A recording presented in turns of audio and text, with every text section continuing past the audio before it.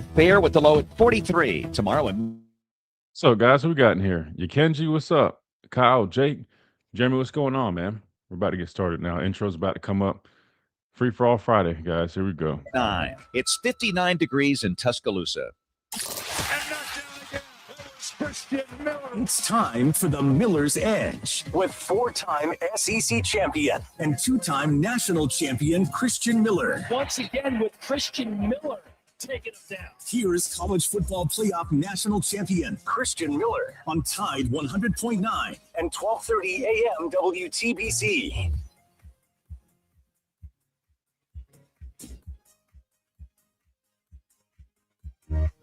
And welcome into this free-for-all Friday edition of the Miller's Edge, Tide 100.9, 1230 WTBC. Hope you guys are doing well, man. It's been a pretty solid week here on the show for sure, and hopefully it's been pretty solid for you guys personally as well. I know me and Chase were just chatting, and we both can agree the weather is very nice, man. I actually, I have a long sleeve. I got a long sleeve Alabama shirt on. It's not a dry fit shirt, so it ain't thick or nothing, but I'm almost starting to get a little hot, so that's definitely a good sign. Now, I know the groundhog did see his shadow not long ago, and allegedly that means 6 more weeks of winter. But I'm about ready to call that false, Chase. I'm starting to think that's just pretty much made up, which it definitely it was. But you get my point. It's pretty hot. It's 61 degrees, and definitely seems the opposite of what the groundhog saw. But that being said, we definitely got plenty to dive into today on the show. Chase, I'll say this, man. There's been a lot of rumblings with this whole Trinidad Chambliss thing that I want to dive into a little bit, and my dad, I think, will join us here at some point if he is freed up. I texted him to see if he wanted to jump on. We'd love to get his thoughts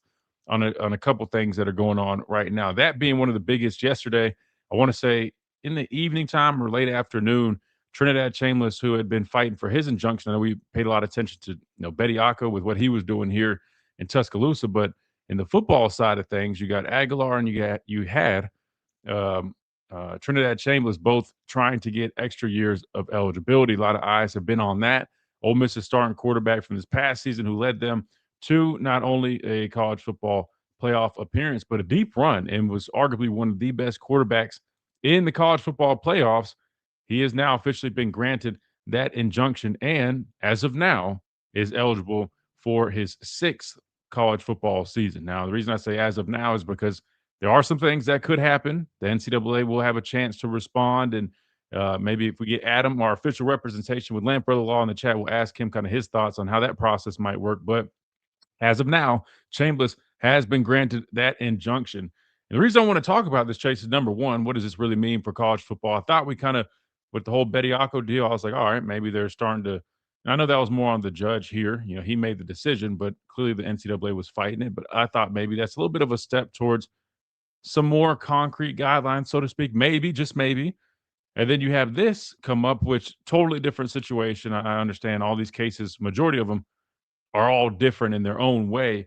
But still, when you see a guy granted that 6th year, it is kind of interesting to see how this plays out and how it could affect a guy like Joey Aguilar, who is trying to get himself an extra year college football to maintain his status as a starting quarterback at Tennessee. So we'll talk a little bit about this. And one of the big things that I want to ask you guys and really talk about with Trinidad is it just me, or are you a little confused with him fighting so hard to come back to college football when this guy could go on to the NFL draft and probably have himself I mean, I'd imagine he's going to be a pretty decent player in the league. He looked like it last season, at least. I know it was a little early to tell since, he played in D2 before, and he didn't initially win the starting job at Ole Miss, goes on to win it, but then we saw what he did, his whole body of work throughout the course of the season. But you combine that with the quarterback class that he would have been a part of this season, Dante Moore returning to school, Ty Simpson right now being floated as that number 2 quarterback. Ty Simpson is great,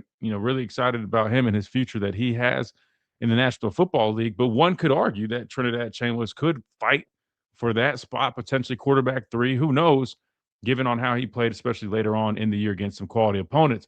That said, it just had me scratching my head that this kid is just, is adamant on coming back to school. It's like Ole Miss had him in a chokehold, Chase. They weren't trying to let the guy leave. And I get it from their point. I mean, that's their starting quarterback. They know how special he is and what he could probably do for them this upcoming season. But on his end, I mean, let's not act like he wouldn't have a chance at being a pretty high draft pick. I don't know. Definitely a little confusing, at least in my opinion. Would be curious to get y'all's thought. It is a free for all Friday, meaning we encourage you guys to jump in on the conversation. 205-342-9904 is the number. We'd love to get y'all's thoughts on this and really anything. We can go anywhere and everywhere on a free for all Friday. Other than my dad, we're pretty wide open. So make sure you guys take advantage of that and jump on those phone lines, or you can always come hang out with us on either of the streams, YouTube at the Miller's Edge, Facebook at Tide 100.9. You can watch me do the show and watch anything that comes up when we have interviews, all that good stuff on the screen. You guys know the drill. Plus, probably the coolest thing is you get to interact in the chat. We can read your comments, questions, and concerns right there and discuss it live on air as well. So we'll talk a little bit about that and a couple other things going on right now in the football world. We talked a lot about the new tight end coach yesterday, but if you guys still have some questions, comments, and concerns about that, we definitely can dive back into it as well. I gave my thoughts yesterday, but be glad to repeat it. And just to summarize, I like the hire. I think it's a really good hire, and I'm excited to see what Mr. Coach Owens can do here in Tuscaloosa. But a couple other things we'll cover here in a moment. But first, let me remind you about our friends over at R&R Cigars. If you're in the market for those premium cigars, make sure you look no further than R&R Cigars, the best humidor in the Southeast, right there, downtown Tuscaloosa, the big white mansion. You can't miss it. Go take advantage of all the deals that they have to offer. If you're ever looking for a place to go hang out and watch any sporting event, any game. Speaking of that, you got baseball. They're in action this weekend. I want to say home at the Joe, but if you want to go kick back and watch it somewhere else, you don't have tickets or don't want to go to the game, go watch it at R&R. Get yourself a nice stick, a nice drink, right? Over 160 bourbons there for you to try. Drink responsibly, also including the Yay Alabama beverages and their own, concoctions that they make at R&R Cigars. So check them out. And if you're not local, don't worry. Take advantage of that code Miller's Edge on their website, rnrcigars.com. Again, code Miller's Edge, 20% off. You can't beat it. If you're looking for a gift idea or you're, avid smoker yourself, like my pops, make sure you guys take advantage of that deal and save yourself some money with that code Miller's Edge. R&R Cigars. Again, that is R&R Cigars, the official cigar provider of Alabama football since 2014. We're going to hit our first break. When we come back, we keep on rolling again. We got a number of things to talk about, but it's a free-for-all Friday. So we're looking forward to talking about a number of things. You never know where we're going to go right here on the Miller's Edge. Tide 100.9, 1230 WTBC. Quick timeout. Don't go anywhere. We'll be right back.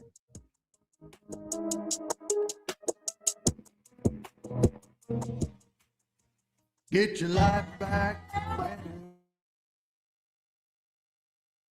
D-Bam, what's up? From, what's up? Jake says, my dad and I were talking about that yesterday. It's sad these kids care more about NIL than the NFL. Yeah, this one's interesting, Jake, because number one, I don't know him personally, but he seems like a great kid. Just off the interviews that I've listened to, he seems like a good guy. So I don't think with him it's the same, like, because when I think NIL over NFL, I get what you're saying with this situation, but I think of like guys that are so focused on the money right now, and instead of, what do I need to do to become a better football player to ultimately have the best shot at living out my dreams of making the NFL. I mean, I think this guy, he seems like he's a good kid, probably got his head on straight, but I know what you mean in terms of it's almost like, man, he's like pushing the NFL away.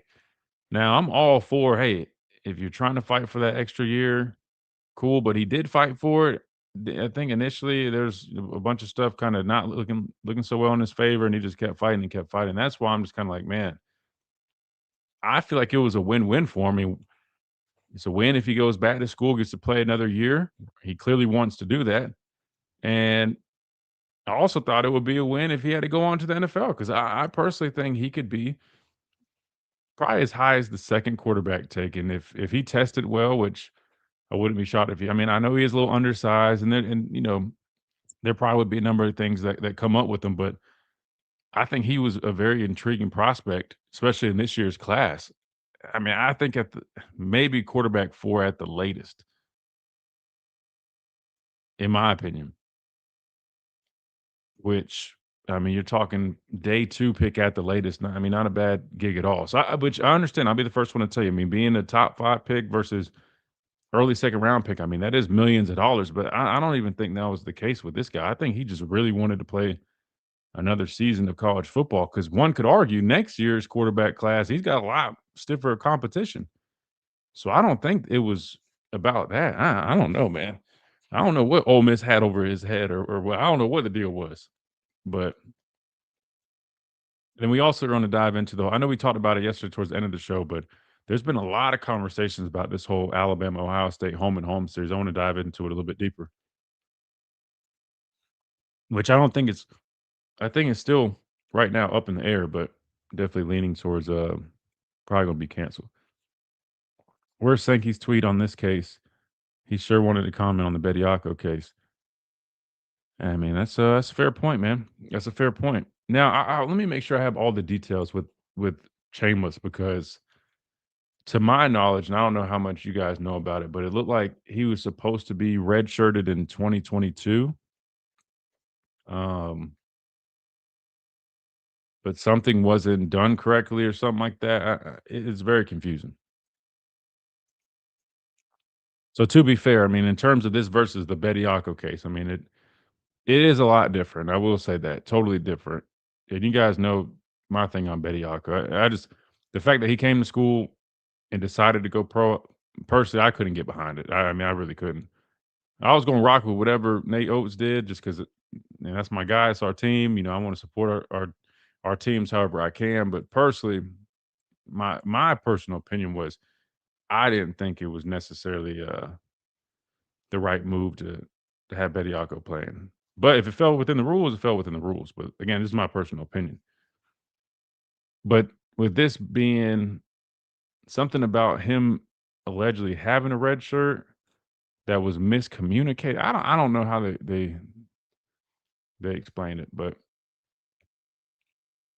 I'll pull up these details just to make sure it's clear. But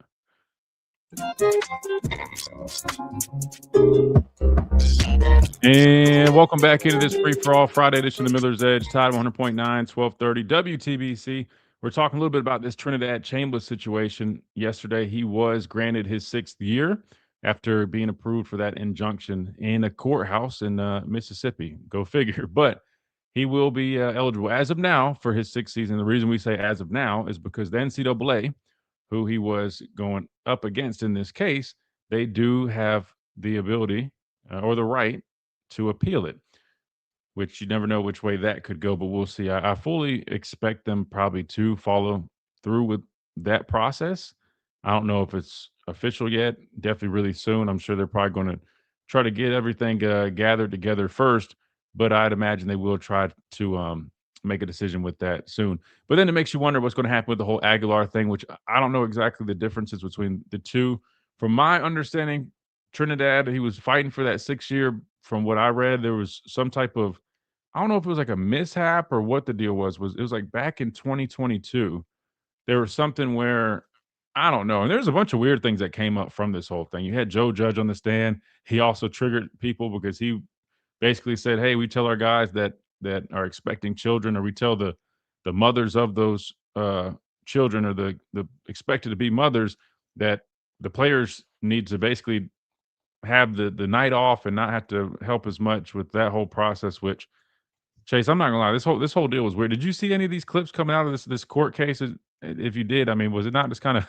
I guess that's court for you, man. They're going to try to prod at every little angle that they can. But did you see anything on this case? I mean, and if you did, what'd you think of it?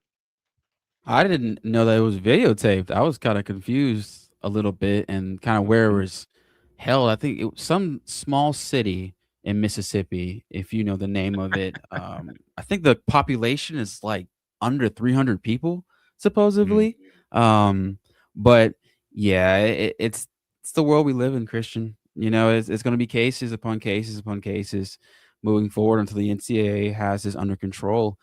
And honestly, it was kind of weird watching it a little bit. It felt like a drama show a little bit. Just kind of the emotions were high, and especially when Trinidad was on the stand, I was a little nervous for him a little bit. He was kind of shaky with the answers, but he held his own, and the judge was in favor of him in his case. But yeah, it's a really weird time for it to, when you played and so many others played back then, the eligibility was so scarce. It was never touched. Once you had your 4 years, maybe a +1, that was it. You had to figure out what was next on your plate. Nowadays, you can extend it until you're like 30. So, it's just I don't know. It's very weird. I don't know where they're going to go with Aguilar. Christian, I would like to know your thoughts on that because I'm a little confused between the two cases of how they're kind of similar, but then they're not in a Mhm. sense. Well, So well, yeah, well, that's my thoughts. listen, we're gonna ask. Well, and thank you for those, Chase. Gave me a second to pull some info up. We're gonna ask some AI, which it's kind of weird, man. I feel like every day I'm like, I use AI for everything, and that's probably why the stock market's a little spooked right now. I'm taking advantage of it though. Anyway, I asked it basically to kind of break down the two cases, so we'll have a little bit more context. But in terms of Chambers, so I know a lot of people are like, man, when people aren't commenting about the Bediako thing, like there are his case, like Bediako, there's so many differences with a lot of these things, but with him specifically, so it looks like the judge found that the NCAA ignored medical evidence from 2022, which I guess should have resulted in a red shirt for him because he missed the entire 2022 season at Ferris State due to severe respiratory issues that ultimately required a procedure done, and the judge ruled that he was clearly physically unfit to play that season, meaning he should have qualified for a medical hardship year. So when you look at it from that perspective, I mean, if that is accurate, I think they're talking about. I saw clips. I didn't watch the whole trial or process or hearing, whatever you want to call it. We need Adam in here to help us with the terminology. But he mentioned like issues and difficulty sleeping, things like that. I didn't realize it caused him to miss the whole year like that. And to be fair, I don't know if maybe they were leaning into that and it was something else. Maybe he just wasn't playing. I don't know. Again, I'm not trying to assume things. I'm just saying. I feel like if it was that serious of a medical, I don't know how it got denied or ignored. To me, that seems weird. But it says, despite medical documentation, the NCAA repeatedly denied his waiver.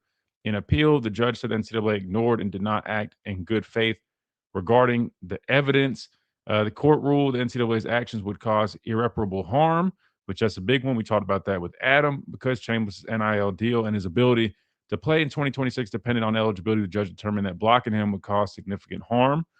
And then the injunction forces the NCAA to allow him to play for now. And again, we say for now because it doesn't end the lawsuit. It just prevents the NCAA from enforcing the denial while the case continues, meaning he's eligible for now, but the NCAA will have the ability to appeal that decision. So, I mean, if he in fact should have had that medical redshirt year and they just ignored it or denied it for whatever reason, to be fair, I can't say I argue with that decision. I mean, I think that makes sense.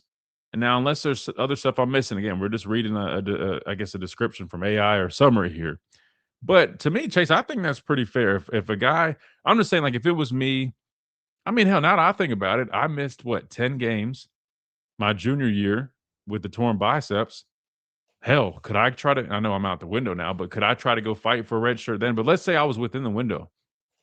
Would I have a good case for that? Now the rule was different. You mentioned like when I was playing, I always use the example. J.C. Hassenhauer, who was in my class, in my recruiting class, it was crazy. Bradley Bozeman was, I think it was our backup center or maybe our starting. Somebody was out. I think JC was our third string center, but because one of our centers was out, Bradley I think was starting that game, which meant JC was the backup for the game, and JC was supposed to redshirt, but because we ended up being the team. I can't remember, maybe Texas A&M, but because we were up by a certain amount or something happened, JC had to go in. JC played a couple snaps that game, maybe a couple series at most. That was all he played that entire year. But as soon as he stepped on the field, it burned his red shirt. And I remember, I think he actually tried to fight to get that year back. I want to say he coordinated with Alabama, and I could be making all this up. For some reason, I think this is what happened. I don't know the exact process. But I remember hearing that him and Alabama were trying to get him a year of eligibility back because 2017, the year I just was talking about when I got hurt, we won the national championship. That would have been our senior year and should have been a redshirt junior year for him.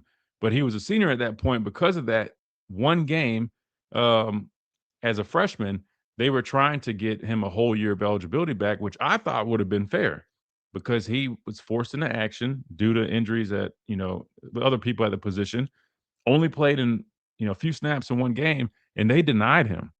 So it's kind of crazy to your point how everything has just shifted to where we're at now, where a guy like that was completely denied had to go on to the NFL. And luckily, man, he's a very strong-minded dude and could have, had a hard path, but he carved away for himself. He ended up playing, 5 or 6 years in the league. I think he played briefly in the XFL before he kind of got signed on to a team. But that, if anything, that was irreparable harm in my opinion, because he could have come back. He would have been our starting center going into 2018 and probably could have had a great year, ended up getting drafted. And to me, I think that should have qualified. But again, back then they didn't care. Nowadays, it's totally different.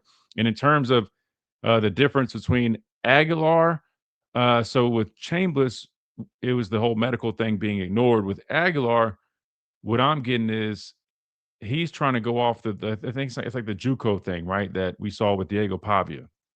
I think he's trying to basically argue that his JUCO years shouldn't have counted because he played, I think, at junior colleges, which the NCAA counts as seasons, even though JUCOs aren't NCAA members. And so he's trying to argue that whole thing. And right now he does have the temporary restraining order, but we'll see. But that would make 7 years in college, with only 3 of those being quote unquote NCAA schools. So that one, I'll be honest with you, I don't know if he's going to have a great case with that one, because if that's the case, he could argue he deserves 2 more years since he's trying not to count the JUCO years, which that's another debate. I mean, should the JUCO years count? Should they not?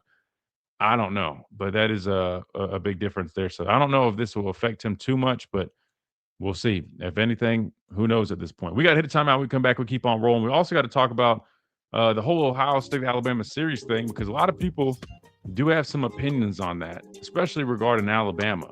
And we talked a little bit about it at the end of the show, but I want to dive back into some of the, I guess, the points of emphasis with that whole deal. Because you got some people, I saw some articles basically kind of putting it all on Alabama. And we're going to talk about why that might be, or is it even Alabama's fault if this series does get canceled. We'll talk about that and more coming up right here on the Miller's Edge, Tide 100.9, 1230, WTBC.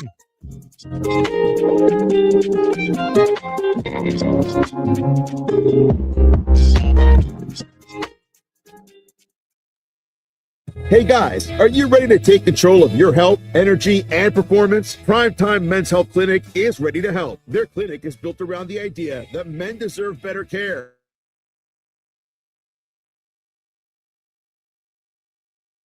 All right, let's pull up this. I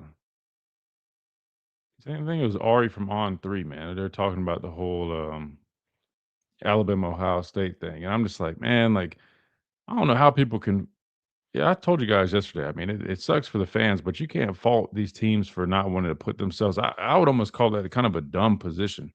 I mean, because we already played teams out of conference. I mean, and you can't. And the fact that Alabama has never ran from smoke when it comes to playing out of conference opponents. If anything, I would argue, and I don't have the stats on this. Maybe we could use AI, but I feel like Alabama's always played, pretty quality opponents outside of the conference. At least that's how I feel.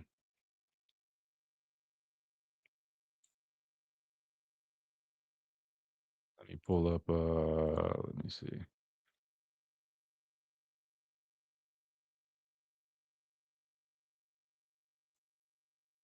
Justin Jefferson already got the eligibility. That was past year.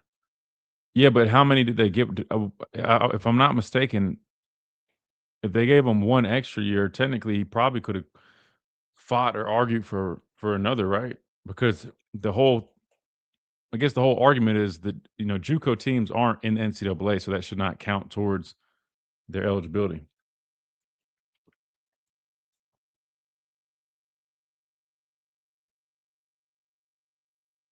Yeah, that's what Jake's saying. If that's the case, because Justin Jefferson got here in what, 23? So technically he would have 1 more year. If we're saying they don't count at all, technically he could fight for 1 more year.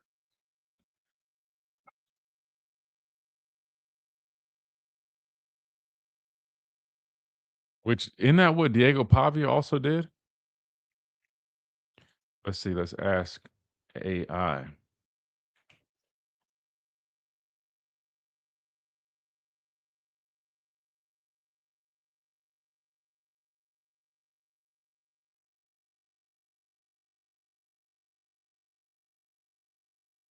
Obvious issue is the NCAA's transfer penalty rule. Wait, so his was different, I guess.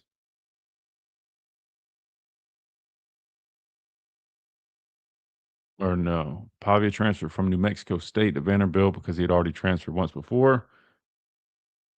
They classified him as a multi-time transfer. Let's see.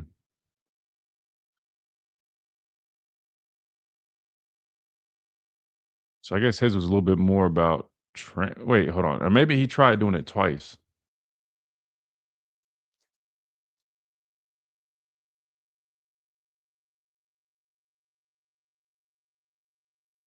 This is saying he had fought for the transfer restriction. I'm referring to Pavia right now. Um, but I thought his also was mentioning that JUCO shouldn't count.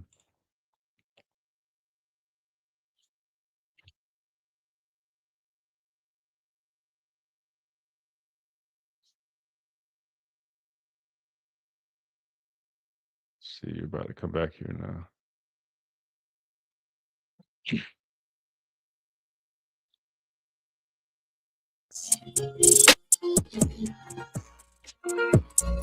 And welcome back into this free for all Friday edition of the Miller's Edge. Top 100.9, 1230 WTBC, talking the latest in the college football world right now. Trinidad Chambliss awarded that 6th year after his hearing in a small town in Mississippi. He was granted his injunction against NCAA, currently leading to his eligibility for a 6th year. And we'll see what happens with the appeal process on part of the NCAA.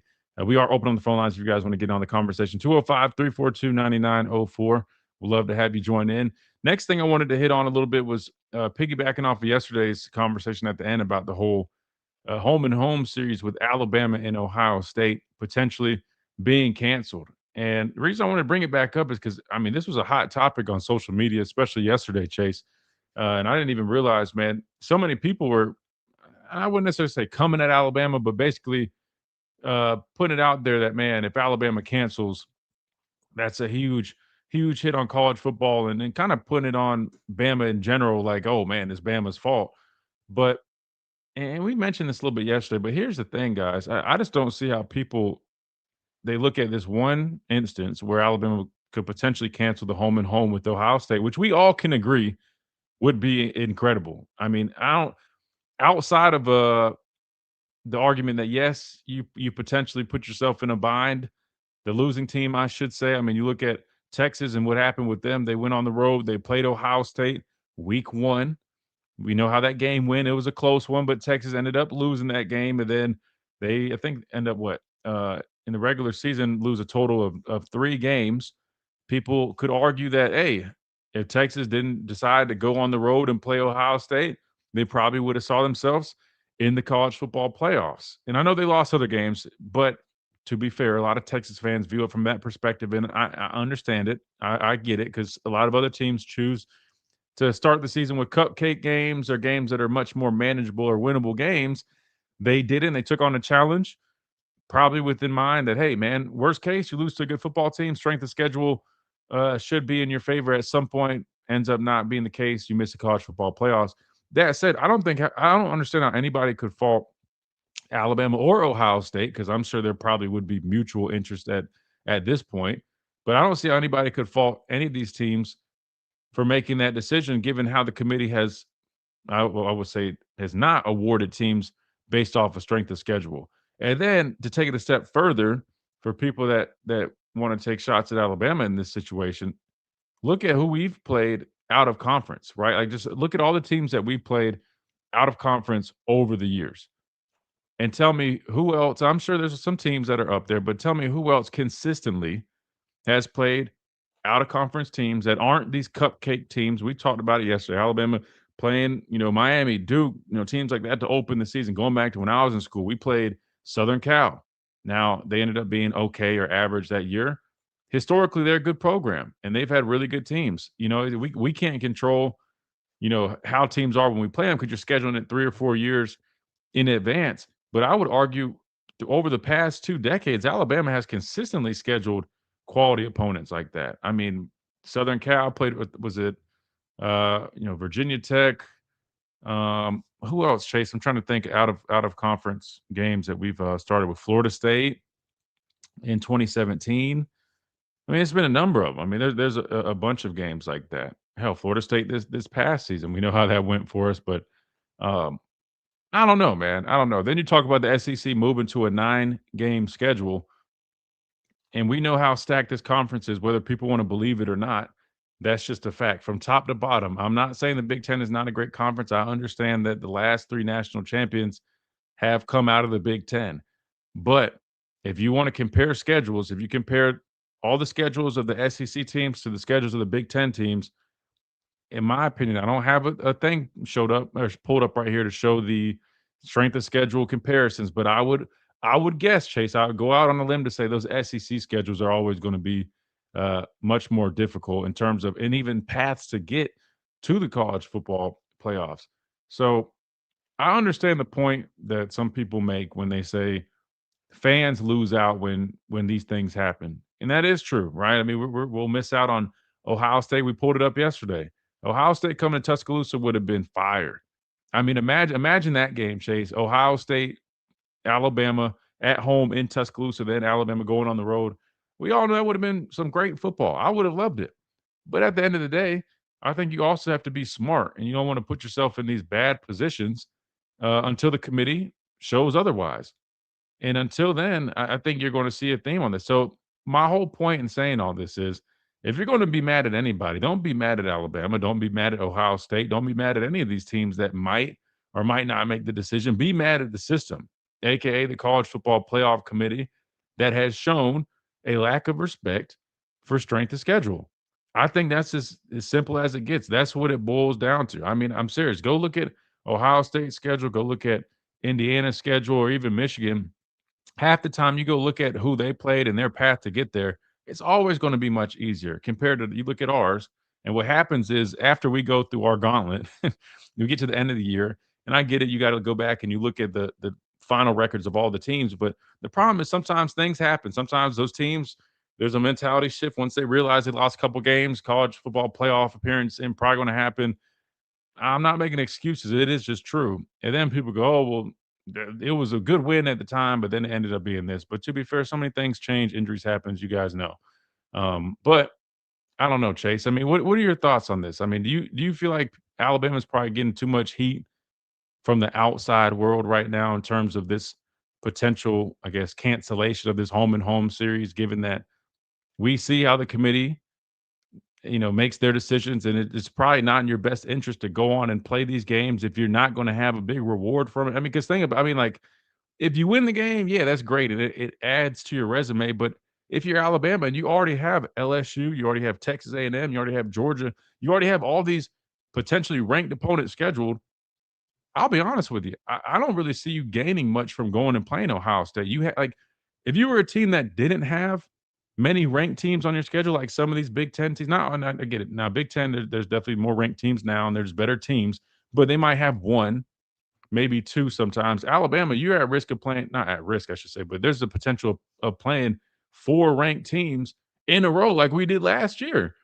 In my opinion, I think you got to be smart here. I mean, what are your thoughts on this, Chase? 100% Christian. You've got to look at the risk. Every year, there's this one team that they go all out in the first few games, playing all these tough opponents. They're not in their conference, and then they slide, and they're not really taking care of business in conference play, and then they're scratching their head as to why they didn't make it.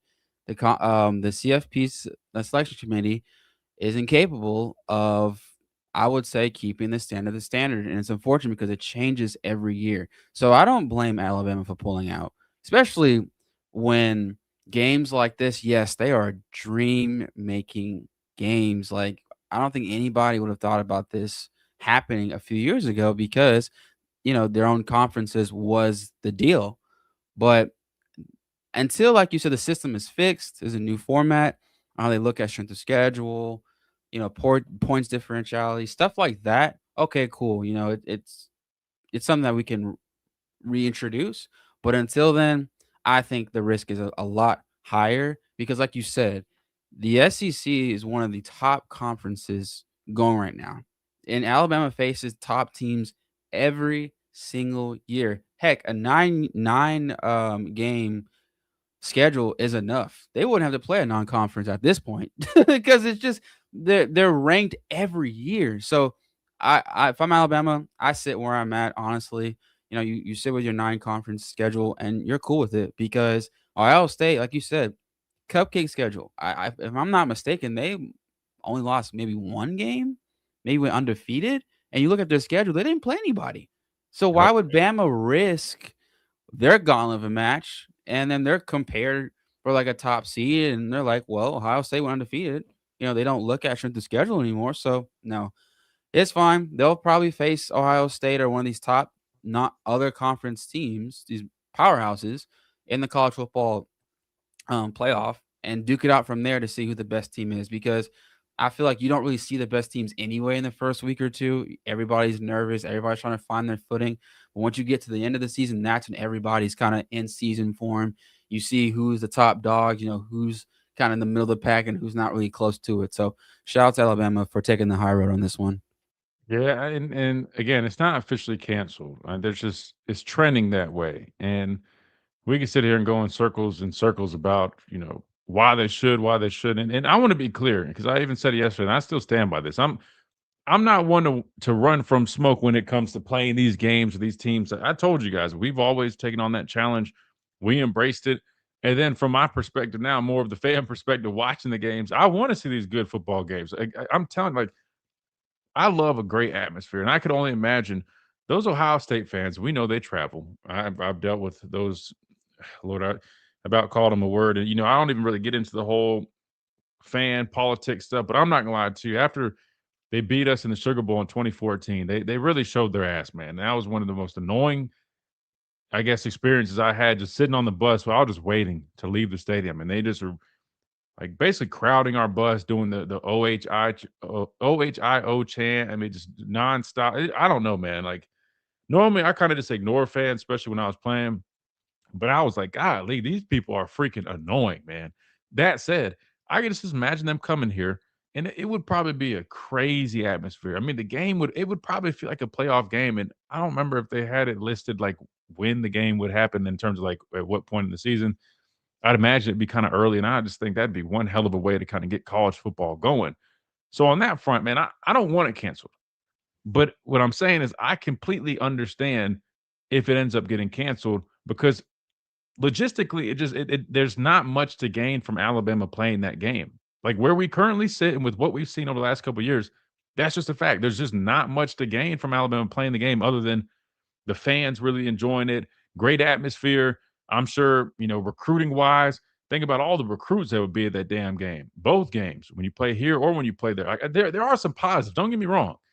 But for the most part, you're like, are the risks going to be worth it? Do they outweigh those positives?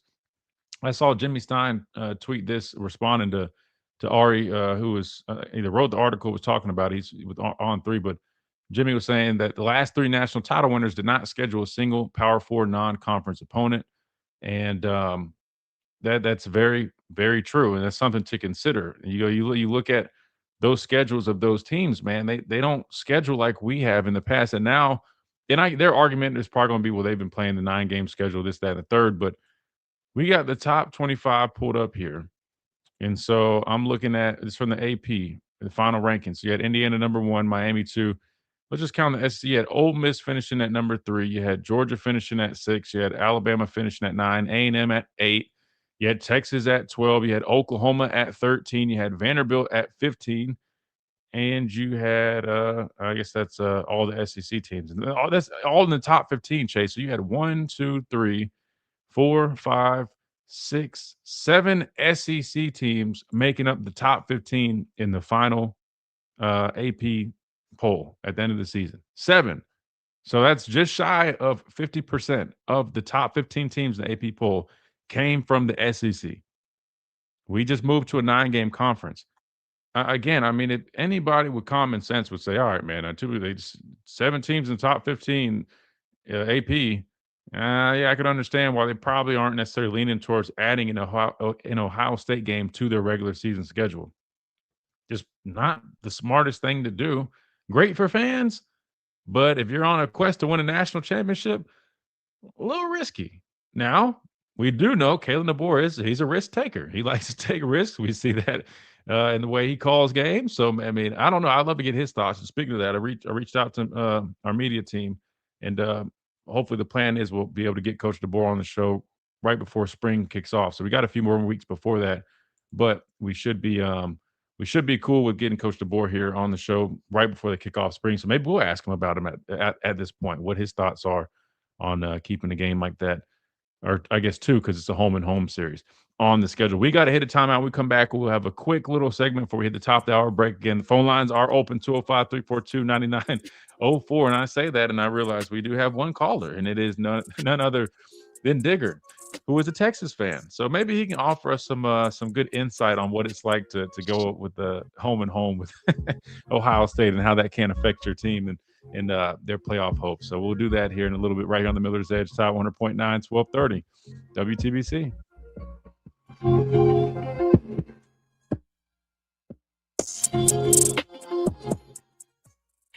The Tuscaloosa Thread News Update is. Oh gosh, guys, should we? I feel like we should wait to the top of the hour to take Digger. That way we got plenty of time because I already know he's. I know he's gonna come. He's gonna come crazy on here. I know he's gonna come at us crazy, but maybe not though. Maybe not though. Actually, yeah, he is. He definitely is. Bama hasn't officially canceled the series. Paul Feinbaum put a report. He believes they'll cancel the series, and that turned into. They didn't. Yeah, no. Yeah, maybe you're just getting in here, Gary. I literally just said that it's not officially canceled, but that's the expectation. But I appreciate the comment. Yeah, it's not canceled, but there's a good chance that it ends up getting canceled. That's what we're going off of.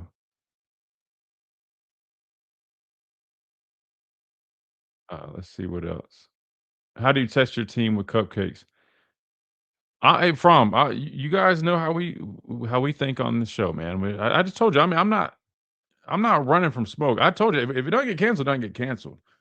I'm cool with that. I want to see us play good games. My thing, the whole point I'm trying to make here is that anybody trying to fault Alabama or Ohio State, but specifically Alabama in this case, for reconsidering something like this. Number one, when other teams have started doing this, and number two, everything we just laid out in terms of, again, 7 SEC teams finished in the top 15, and now the SEC has moved to a 9-game conference schedule. This year, I believe our 9th game is Kentucky, right? That's our 9th game, if I'm not mistaken. That's the one that's considered our 9th game, our added SEC game. Went well for us.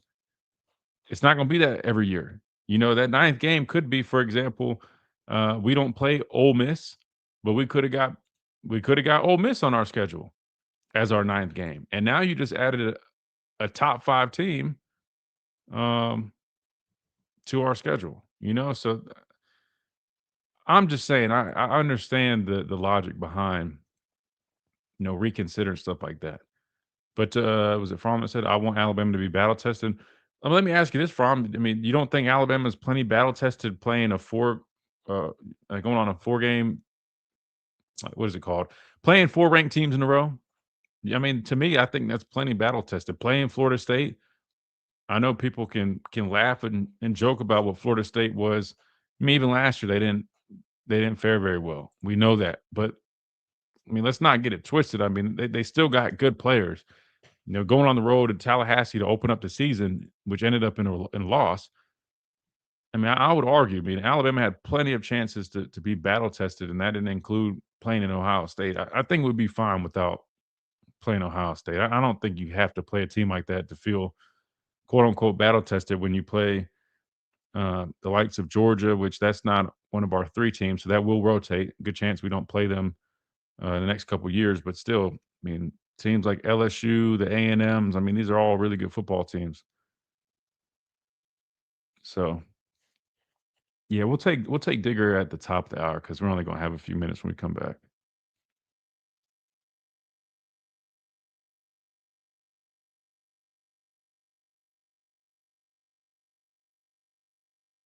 SEC mandates its teams to play one Power 4 non-conference game. Who would they choose to replace Ohio State? Purdue. I mean, Is our 2027 schedule officially out? Let me see. Other than just like the expected opponents, or is it?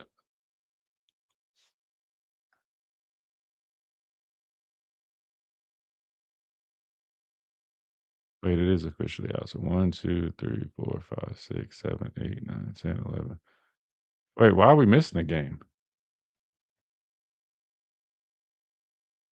At least on this website.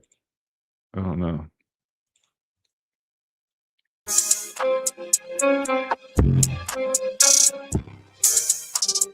And welcome back into this free for all Friday edition of the Miller's Edge, Tide 100.9, 1230 WTBC. All right, so we only got like 2 minutes before we hit this top of the hour break.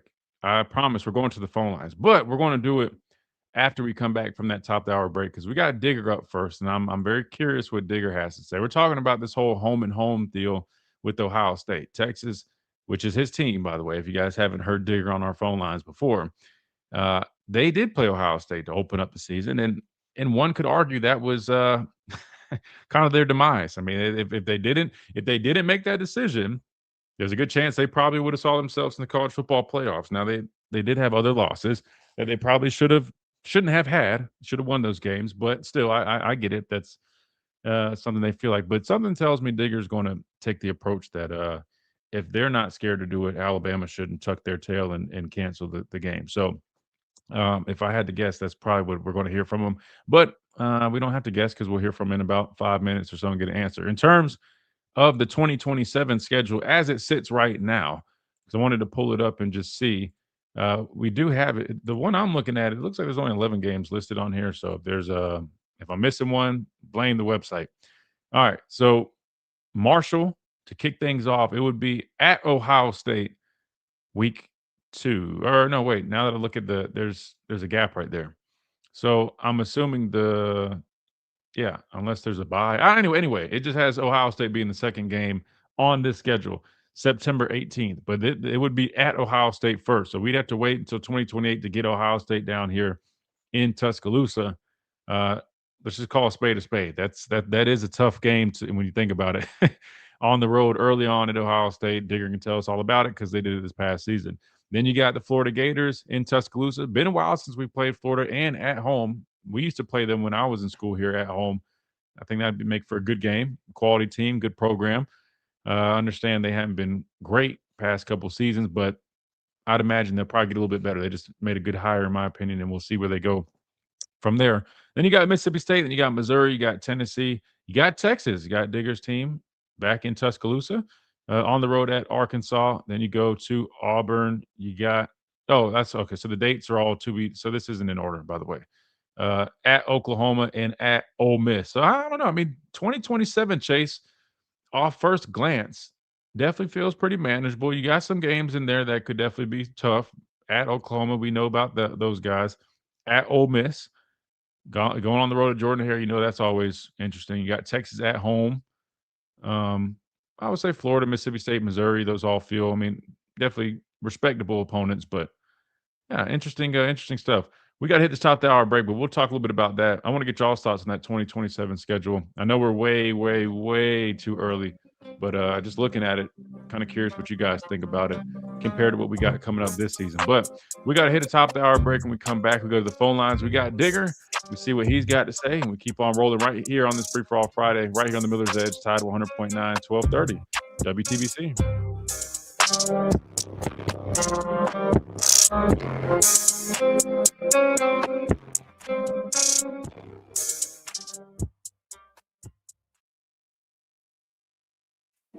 WTBC Tuscaloosa and W265CG Right. Tuscaloosa.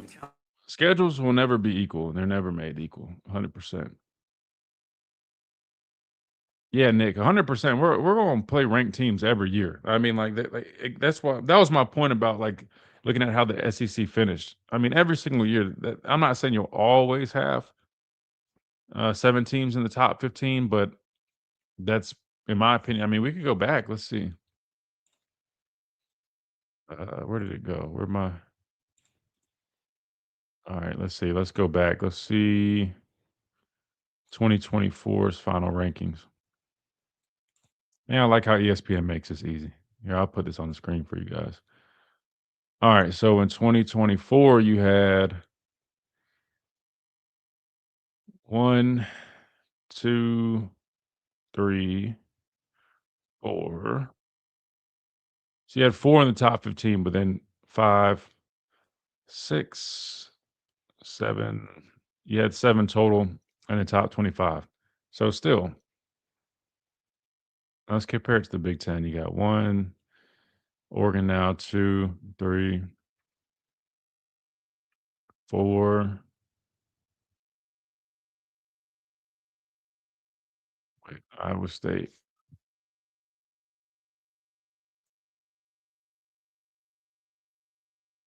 We edged them in that one. Anyway, you guys get the point. Christian says, I think 27 is better than this year's schedule if we can retain the roster. Yeah, I feel like, let me go back and look real quick. So for 26, we've got, all right, there we go. Why does it look so small for you guys? So for 26, you got, why has it got 8A on there? Thank you, but we can skip past that. All right. Eastern Carolina at Kentucky, Florida State, South Carolina at Mississippi State, Georgia at home.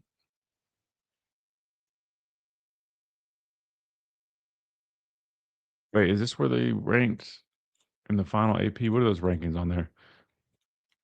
Let me see.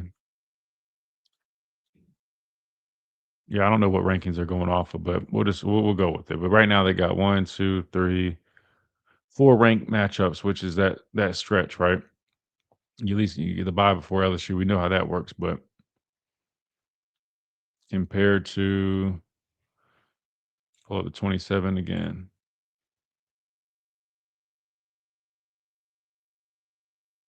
I feel like 27 looks a little bit more manageable as of now. Things can definitely change and look a lot different.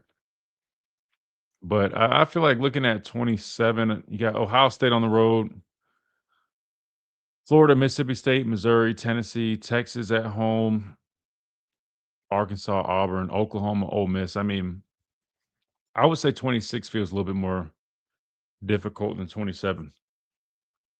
And with me already thinking that 27 could be a year where some of these young guys are, and like he mentioned, you retain them, right? The expectation is to retain them, which that's been the pattern so far. I think 27 could be a solid year for sure. Because remember, as long as you go 10-2, you're almost, I'm not saying guaranteed a playoff spot, but there's a really good chance you're pretty much in the playoffs at 10-2, especially with a schedule like this. So that's kind of how my mind thinks. Can we go 10-2? Does this look manageable going 10-2? Going 10-2? If you guys haven't, man, hit that like button.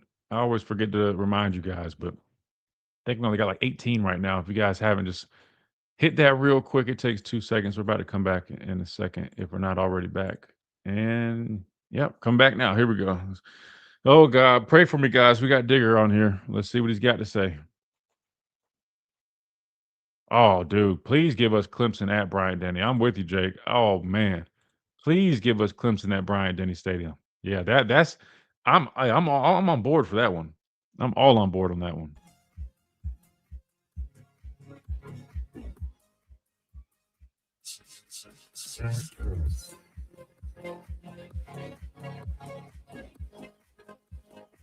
And welcome back into this free-for-all Friday edition of the Miller's Edge, Tide 100.9, 1230 WTBC, talking the latest college football news. Trinidad Chambliss officially granted his injunction, meaning he is eligible as of now for the 2026 college football season. We've also been talking about this whole, expectation, right, that Alabama and Ohio State could cancel the home and home series that's set for 27 and 28, with 27 being Alabama traveling up to Ohio State early on in the year. That said, again, it's all speculation, but we'll see what happens. We've been giving our thoughts on it, but now it's time to get y'all's thoughts. 205-342-9904.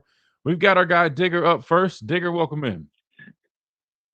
Yeah, thanks for making my blood boil. Come on. It is what it is. Okay, look. And this is what I don't understand about Sankey. He went ahead and ultimately agreed to do the 9 games this season, which I insist on.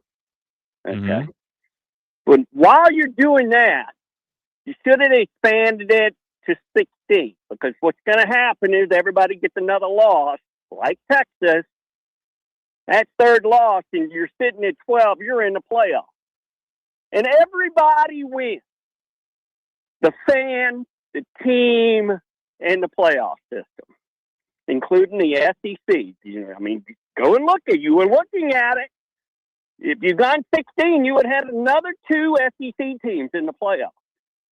I mean, my mind is just circling around like, what is this guy doing? I mean, was it his decision though? Now, I mean, who gets the final call on that though? I mean, I don't think it was only up to him though, right? He opted out, said, I don't want to do it because the Big Ten wanted 24. Said, dude, I don't want to do 24. I'll do 16. And then Big Ten said, no, let's do 16, and then we'll move it up to 24. And then he said, no, you're not going to tell me what to do. Okay?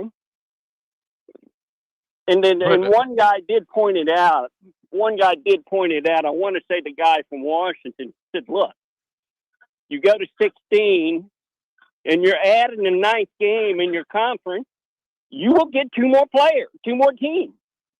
If not 2, 1, another one. So, I mean, there's no rhyme or reason why he reached this decision.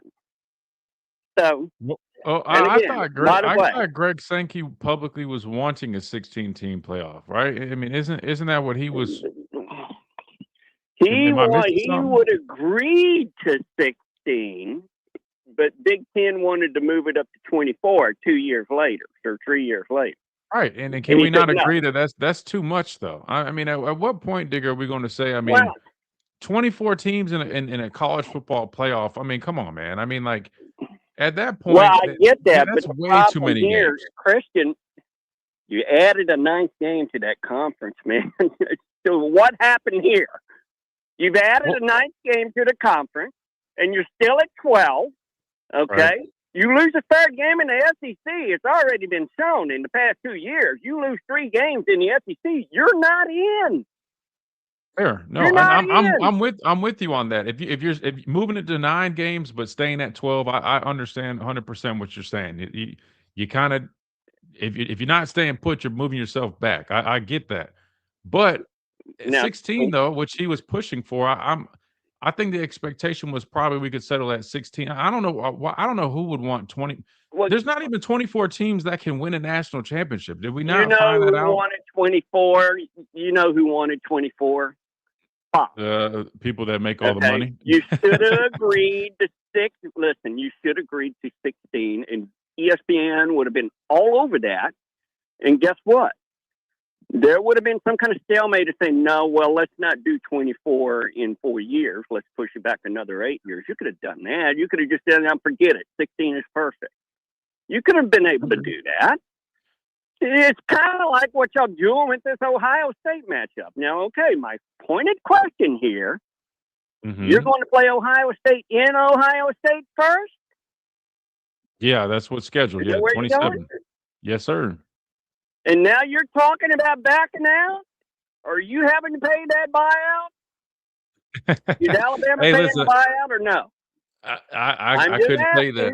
I couldn't tell you that. I'm just going off of reports that there's speculation that it is expected to probably be canceled. But yeah, I don't know the logistics in that regard. But I was just saying I could understand the logic behind not playing the game. Well, listen, is it fair to the fan? It's not fair to you, or it's not fair to the fan. It's not fair necessarily. To the fan. Are you going to book a crappy ass Division III directional non-school? I mean, Digger. I mean, Fighting look at who we've sisterhood of played the out of. But look at who perpetual we've played out of sorrow. conference, though. Look at who we've played out of conference over the years. I mean, it's not a Let's debate go on over that. we. Let's, What's that? do you want to go over this schedule? What was that big number 9 game that you had to add to your schedule? Who was it? Kentucky, It right? wasn't Tennessee. It wasn't Georgia. It was It's Kentucky. Kentucky. Yeah. Oh, please. I'm I not know we talking. had I'm talking difficulties about. with I'm them, talking but, about you out know, of. I'm talking about P4 out of conference opponents. I'm saying if you go back over the last 2 decades, Alabama has scheduled a number of those opponents, right? And the likes of, I mean, Florida State when they were like 2017 when I played them, yeah, they were supposed to be a top 5 yeah, team. We had that scheduled.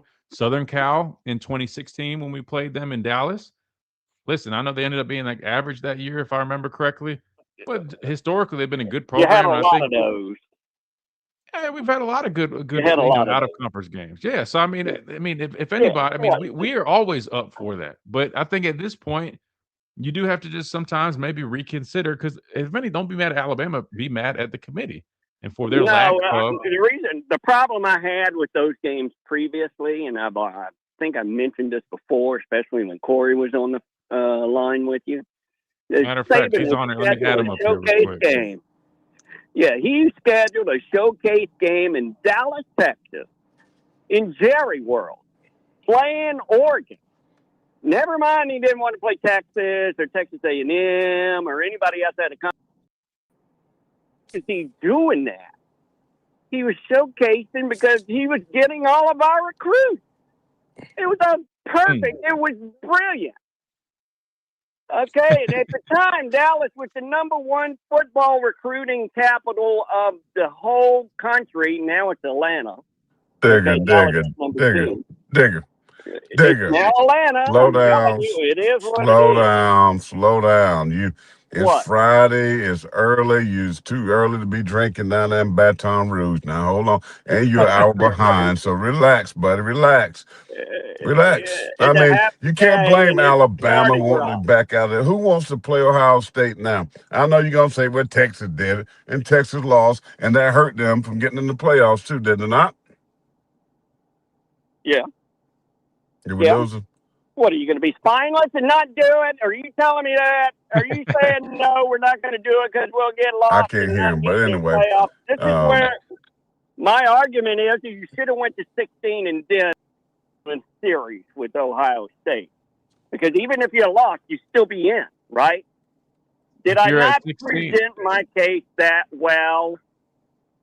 Listen, but again, I want to say Sankey was pushing for the 16 teams. And I think the coaches even backed that. So who was the ultimate decider in that decision? It was Sankey because he didn't want to go to 24.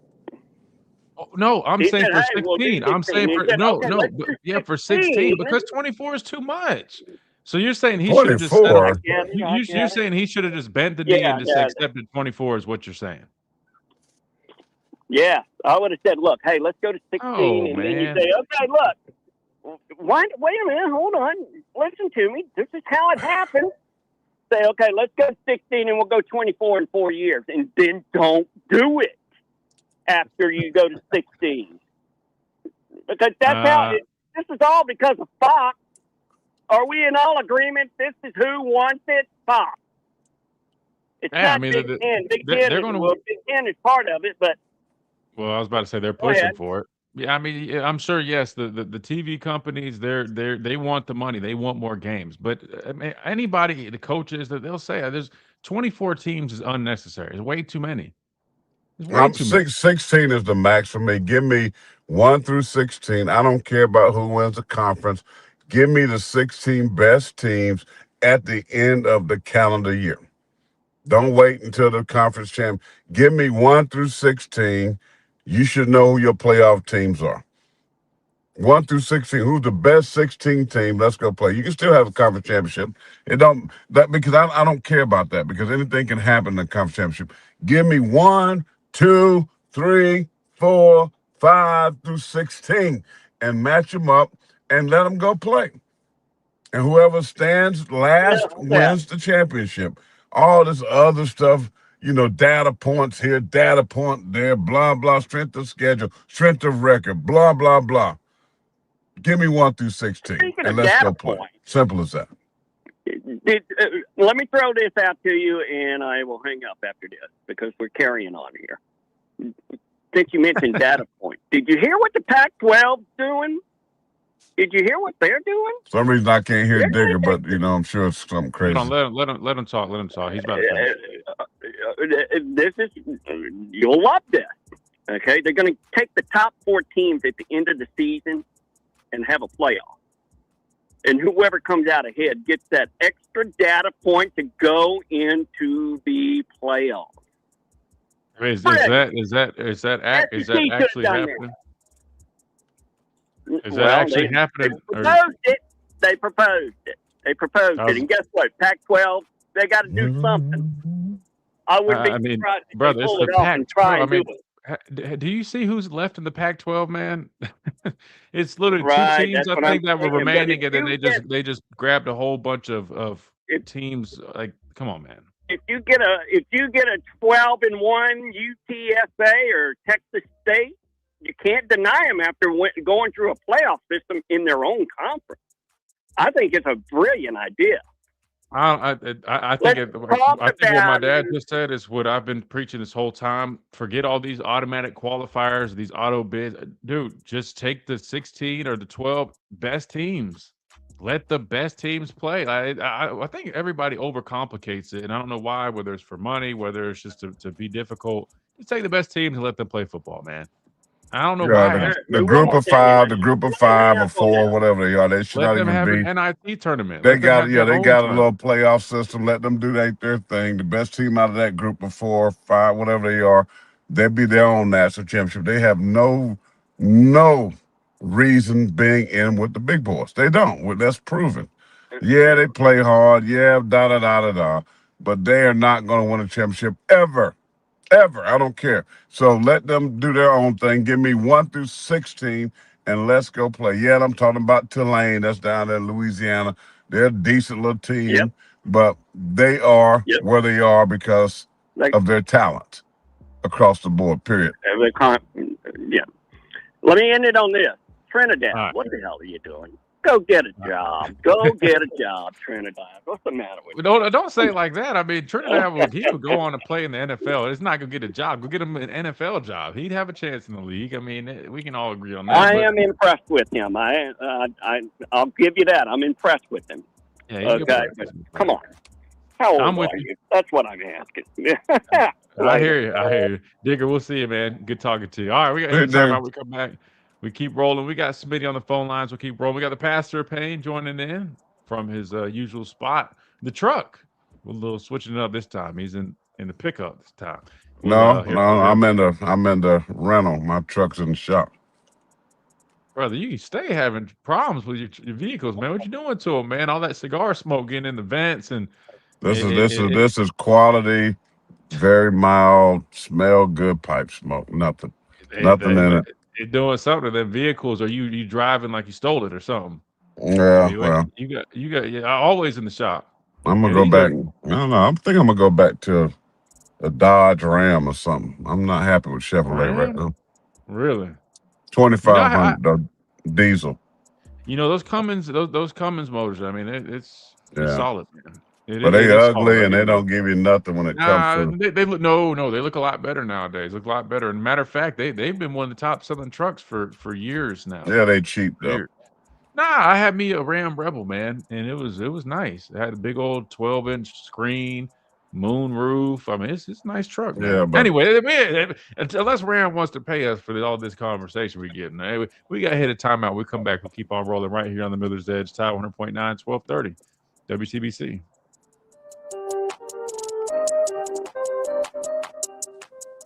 The Tuscaloosa Thread News Update is brought to you by Tuscaloosa Chrysler I just saw Dodge. Miss Beth. She want me to tell you hello. Say that again. Miss Beth, Megan's mother. I just talked to her for a long time. Hey, did you really? Yeah, I just saw her. She was just right there.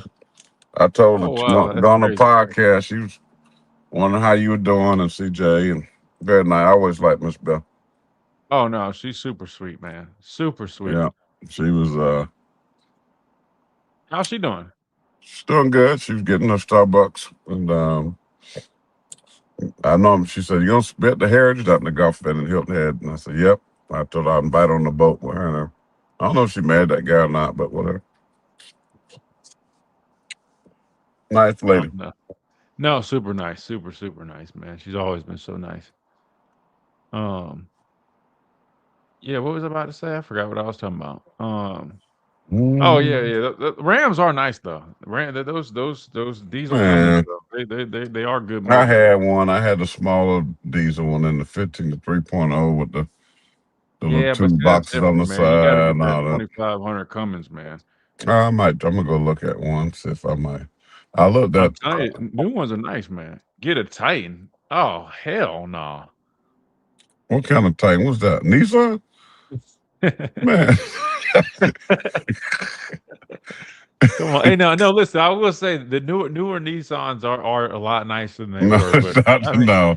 the Oh truck, man. come on, you can't, no, man. I mean, I'm thinking about Nissan, the Maxima or something, the Altima. No, now the big was the Pathfinder. I think that's what they have. The new one of those is nice. Now it is really nice. I will say that.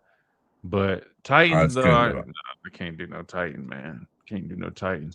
Now, listen, if I hadn't had a Ford in a while. Fords used to be terrible, and I had a bad. Ford's the number one with my truck Ford. selling truck. Yeah, but I'm saying I hadn't had the best experience with Ford, so I'll say this: my favorite, and I've had pretty much every truck that you can imagine. I would say my 2500 that I just had, that AT4, man, that thing could move. And I'm talking about with that, I had 37s on it. I had a 7-inch lift on there. I mean, it was big. That just takes away from all that. It don't take away from nothing. That thing, they was floating like a boat. Listen, I would say that AT4 that I had at 2500, man, that was it Allison transmission there? I think it's smooth, man. I don't have nothing wrong with my truck. It's my Escalade. That's what the problem is. You better not be having problems as expensive as them things are. Oh, they done went through because the dash go from door to door and all the electronics. Yeah, I can't talk though because I just had my Tesla just cost me over $3,000 for some AC work. Isn't that crazy? It's all the technology, man. Come on, no, don't try to play it like that. No, listen, I will say it's been a great vehicle, man. It really has, man. Definitely totally different ball game, but it's let's see. Fromm said he's owned 4 Titans and they outlast any Dodge, Ford, or Chevy. They ain't big enough though. They don't have no maximum size. No, I mean I think they're plenty big. Ram though, if you're talking about size, Ram has the biggest cabin space out of all full size trucks. If you were having, I'm gonna buy a used though. I might get me a 2500. Listen, if anybody's in the market to buy cars, let me be your car broker. I know how to find you a good deal, man. I wish he would listen to me because I help him save some money. He don't listen though. You want a Ram truck, I can get you a Ram truck for a great price. Easy. You shaking your head, brother. Listen, that AT4, I made $70-some hundred off that. I sold it for more than I bought it for. Trust me, I can get you a good deal. You just got to listen, man. I told Chase. Listen, man. Don't let these dealers, our producer, don't let these dealers rip you off, man. I know all the tricks of the trade, man. Yeah, but Chase Loader, he probably got a little daggone Pinto. What he driving? Chase ended up getting a little sedan, I think, but hey, he's good on gas. He got to get around and stuff like that. So, Chase, talk to me. Where you at? He's behind the glass. He can talk. Hey, Corey. Hey, Corey. Man, hold on, wait. I'll let him. He'll probably come on the mic when we come back. Hold on.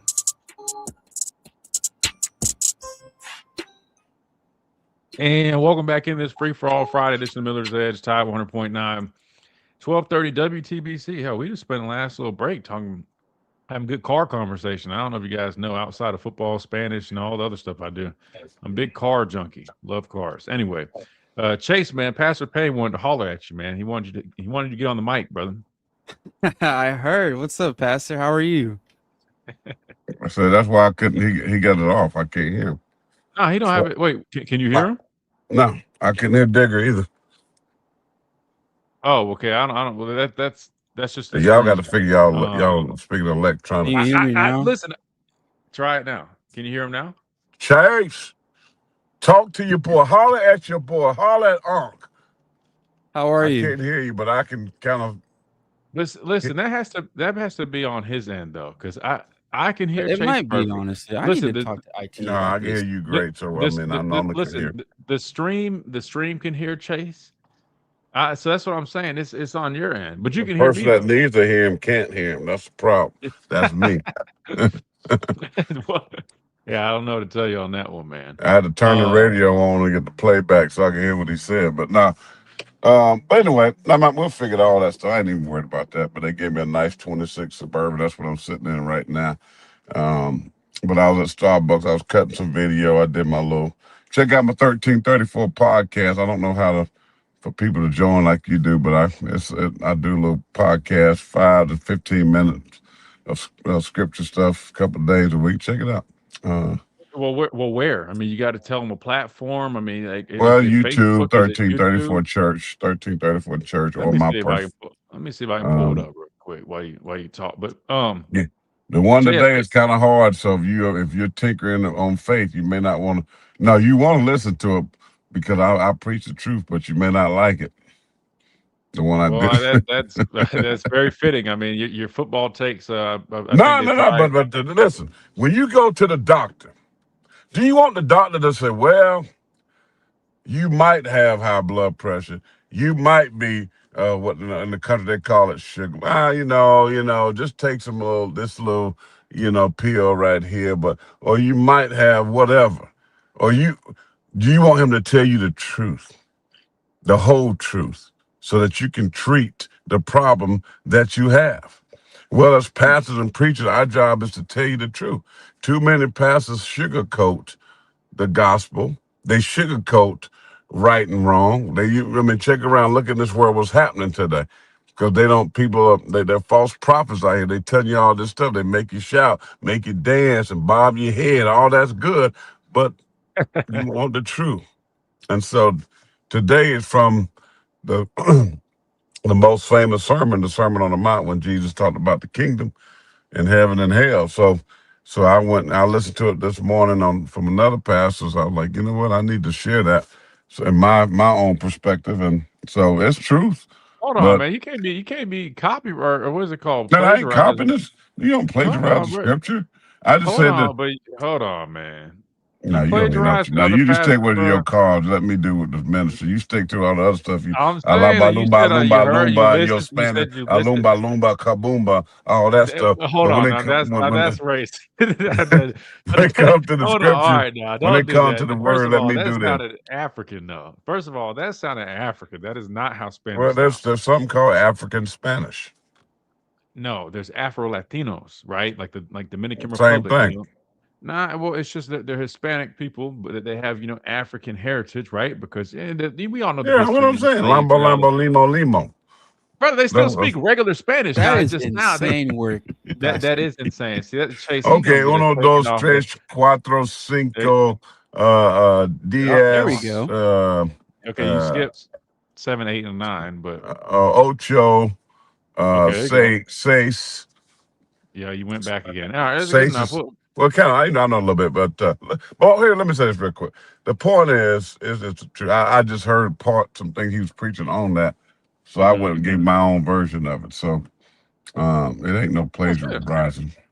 That's good. I was just making sure. I mean, I just make sure you're being original. I try to go to YouTube. No, that's definitely original. That's me, and I take my takes are hard. I heard somebody on there complaining about me the other day when I was on. They're like, wait, you got bad feedback online on your preaching? Oh, how you? No, I left it on. I never got off. I just left it on.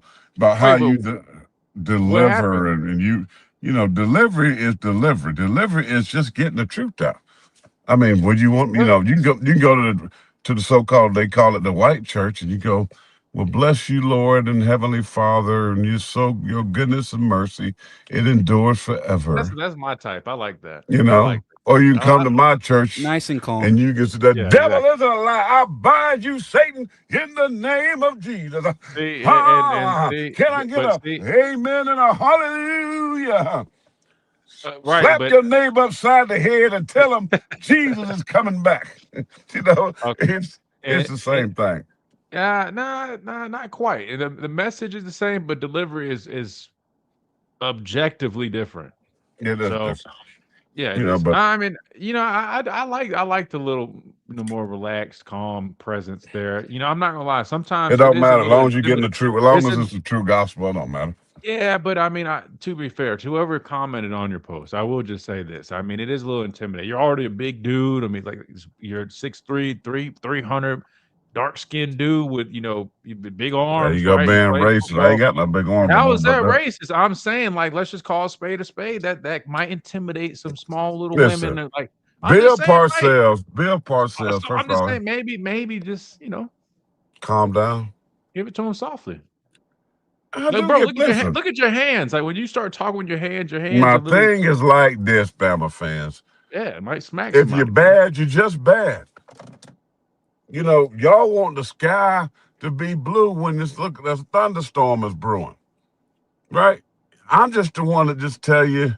I think they call that synoptic when the doctor they have to tell you the truth. Something like that. I can't remember what that word is. But listen, man, I'm like that with everything. It's just the way. That's just who I am. I don't know We how to know. be. Trust me. Well, We know. guys, Part of the role. Alabama guys, let's take a step back, guys. Alabama, they've been great for so many years, and Nick Saban was the GOAT, and he did so many amazing things. So it was so hard for Kalen DeBoer to come behind, and listen, Nick lost this game in his first year, and Nick, so and we got the #1 recruiting class, and so I think, man, listen, man, these guys are going to turn into be.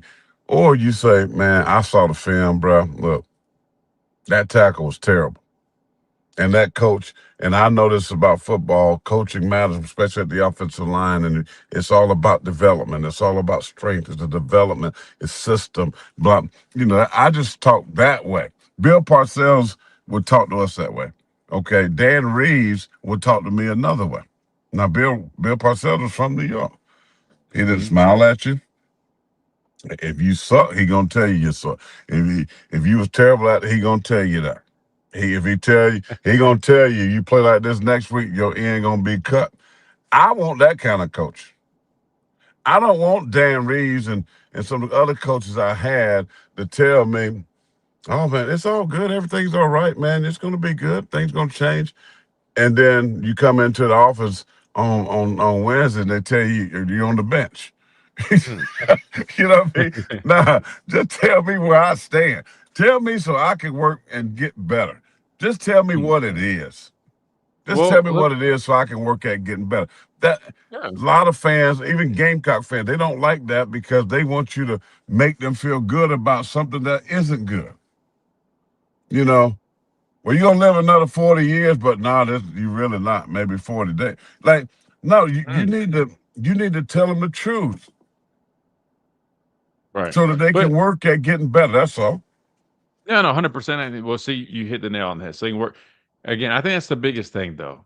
And I respect the approach. That's why I try to be honest. But I think delivery, then also acknowledging, because it's not when you also tell the truth, though. You can always point out, you can always look for things, and I think that's always important. Try to find every angle because there is a world where even when it looks ugly, it doesn't end up working that way. But you're right. There's some people that really depend on leaning into, even if there's a 10% chance that it's perfect, they're going to only talk about that 10% and completely ignore the 90% that doesn't look too pretty. So, yeah, no, I hear what you're saying.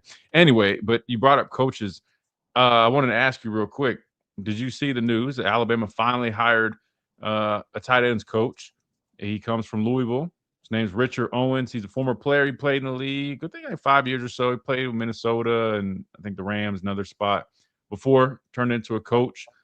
I didn't know much about him before, but doing some research on him, I'm actually excited about the hire. And I think the past two hires, to me, kind of give me the indication that Alabama's trying to, I guess, fix some of the issues that they know that they've had over the last couple of seasons, mostly being the running game, right? Trying to get back to an efficient team. Now, I don't know what exactly the cap is. When I say cap, I'm just saying the reality is this system, I want to be clear, this system is not a system where you're going to expect to just run the ball like, let's say, Miami does. You're not going to get that out of the system.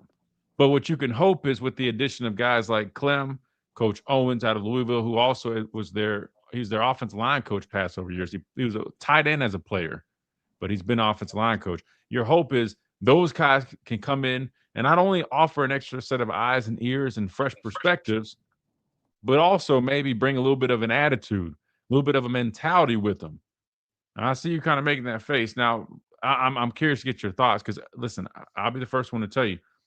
I told everybody I can't guarantee that these hires are going to be whatever they're going to be. No one knows. But I do like the direction, though, that it feels it's going in with the latest two hires because these guys, both with their backgrounds, both as players, but also their coaching backgrounds, it feels like the reasoning, right? Or I don't get what I'm trying to say.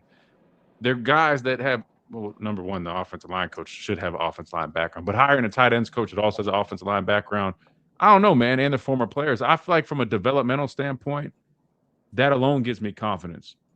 I just was curious if you heard the news and if you did, if you had any thoughts on that. I heard you mention it. But okay. The least position coach hired is the tight ends position. I talked about that. And normally that position don't have much influence at all. Okay. It's kind of so I don't know, I don't know about the guy. It's not fair for me to go in and chop him up. And, I don't know much. The NFL background, I like that. At least I would think he would know some wisdom and understand. I don't know what position he played. I just said he was a tight end. He played tight end. Okay, well then he's tight ends and tackles going to have a lot in common. So you get that dual blocking thing, that system. So yeah, I mean, can he help? And yeah, I mean, I would think Kalen DeBoer hired him for that. I think he probably hired him for recruiting. I think because his background, I think he's hired him for his current roster that these young guys even older guys will listen to him because he's played at a high level. Tight end is a big thing in Kalen DeBoer's system. I would think that would be a plus. So, yeah, I think it's a good hire. I do. I mean, but I do know normally, right, you don't put much stock into a tight ends coach hire. Who's the guy they put there last year? It was Brian Ellis who. Okay, listen, nobody cared about Brian Ellis. Wait. Listen, to your point. And again, I had Brandon Clear on there. He played wide receiver at Clemson. He's from Birmingham. We talked about this. We know that. Normally, tight ends coach, I mean, because what happened was there's a number of Alabama fans, I'm not saying a lot, but there were some that they immediately saw this guy was Louisville's offensive line coach the past several years. Also has worked at UAB and a couple other spots. Mostly his coaching career has mostly been as an offensive line coach, but I mentioned it. He was a tight end at Louisville, went on and played several years in the league as a tight end, coached several tight end units, but majority of his coaching resume comes as an offensive line coach. Some people were thinking, oh, that's dumb. Why would you hire? Because, again, they don't really understand what you're explaining and what me and Brandon were talking about. But the fact is, majority of tight ends coaches in college football hardly ever really played tight end or even coach tight ends half the time. Yeah, they'll put anybody there. If he can recruit, they just give him a job. Yeah. It's almost like a spot to get your foot in the door. Now, there are some tight ends coaches that are specifically tight ends guys. I'm not saying that it can't happen. Our point is, though, anybody scrutinizing the hire or almost like overdoing it, like he's saying, like Brian Ellis, they hired was a quarterbacks coach. He had never coached tight ends. He came in the last 2 seasons and was coaching the tight ends. He's been promoted to quarterbacks coach now. And that's why I'm saying I think this is, quote unquote, an upgrade. Not saying Brian Ellis did a bad job, but I felt like that hire was kind of like, all right, we're getting him on staff. He's an offensive mind, but he's probably not going to be the best developer for a tight end. Not saying he couldn't do it, but he never even coached him. Versus this guy has an offensive line coach background, played the position at the highest level, so he understands that, perspective from a fundamentals and technique standpoint. I think he should be really good. And then from a physicality standpoint and how those guys are going to be included in the run game, I think that's big as well with this offense line background. So that's why, with what you're saying and kind of me going off what I know, not necessarily knowing him, I think it definitely is a solid thing. Let's hit a timeout because we got a bunch of people on the phone lines, and I don't want to leave them hanging. I know we got Duval from yesterday. I owe him some time. We got our guy Smitty up first. We'll get to Duval next. We got Ragged Glory. We got Raymond. So we're going to try to squeeze all these in over the next close to 20 minutes. So wish us luck. That's plenty of time. That's plenty of time. You can't let them talk for 5 minutes. So let's go. I know. I'm going to try to run through it, but let's get this break, and we'll come back and we'll run them right here on the Miller's Edge, Tide 100.9, 1230, WTBC.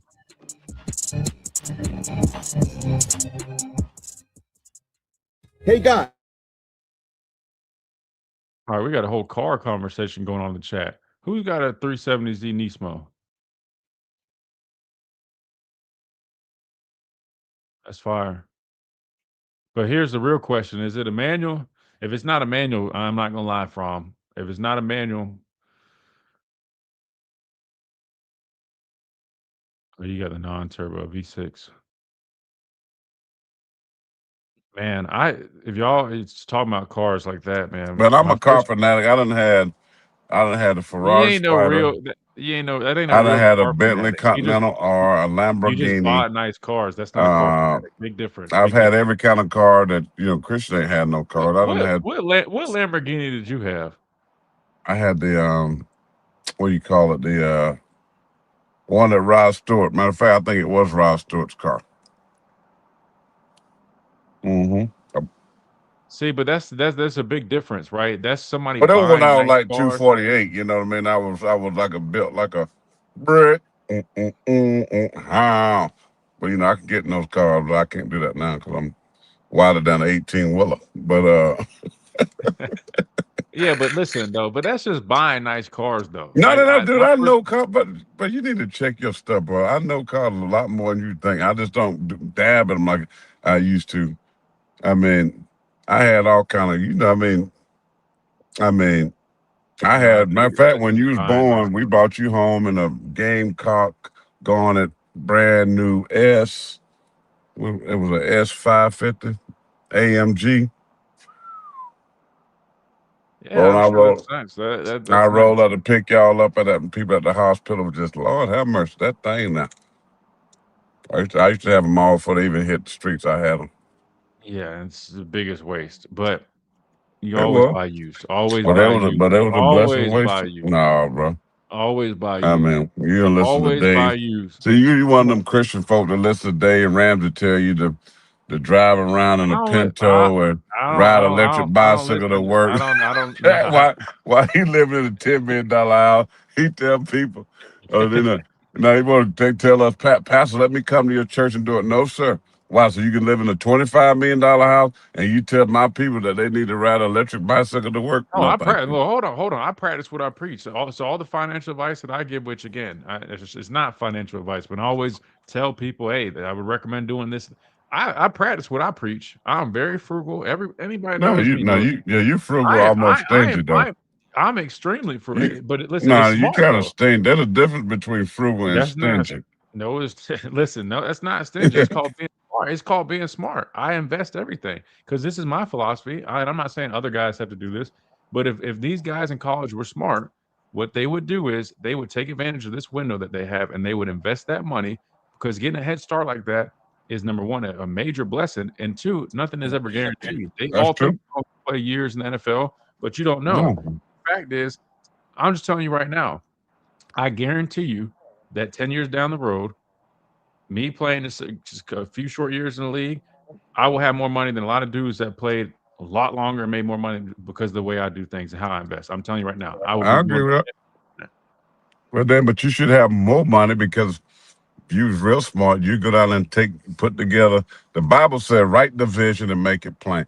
Write your vision, go down there, and you should be the lead guy at Alabama and working with them guys. You should tell C.J. Mosley that find that you got a guy that's played at the highest level, been there, done. You understand their mindset, then you can make more money because you can tell them how to live, not just to get on. Because the people on this chat, a lot of them don't understand or know and been in the situation that we've been in. But them people down the street from you over at Mal Moore need to hear and see They got how my to do number. They them. know where to find me. They know where to find me. No. You find them. See, that's the problem. Nah, See, because no. The problem is I know my. So now you I good know. at financing, but then you ain't smart when making those kind of decisions because Oh, you I sit am, there and wait on the. but Now I'm you not go at waiting on it. But sometimes you have to go find the favor. no, you're right. But my thing is this, man. Like I know what I had to offer. I know I'm They don't know more that. qualified than But they him. don't know about Come on, that man. you got all that. You have to go, hey man, hey Coach Caleb boy, let me tell you who I am, and I know not just from playing, but let me just tell you how I can help your players.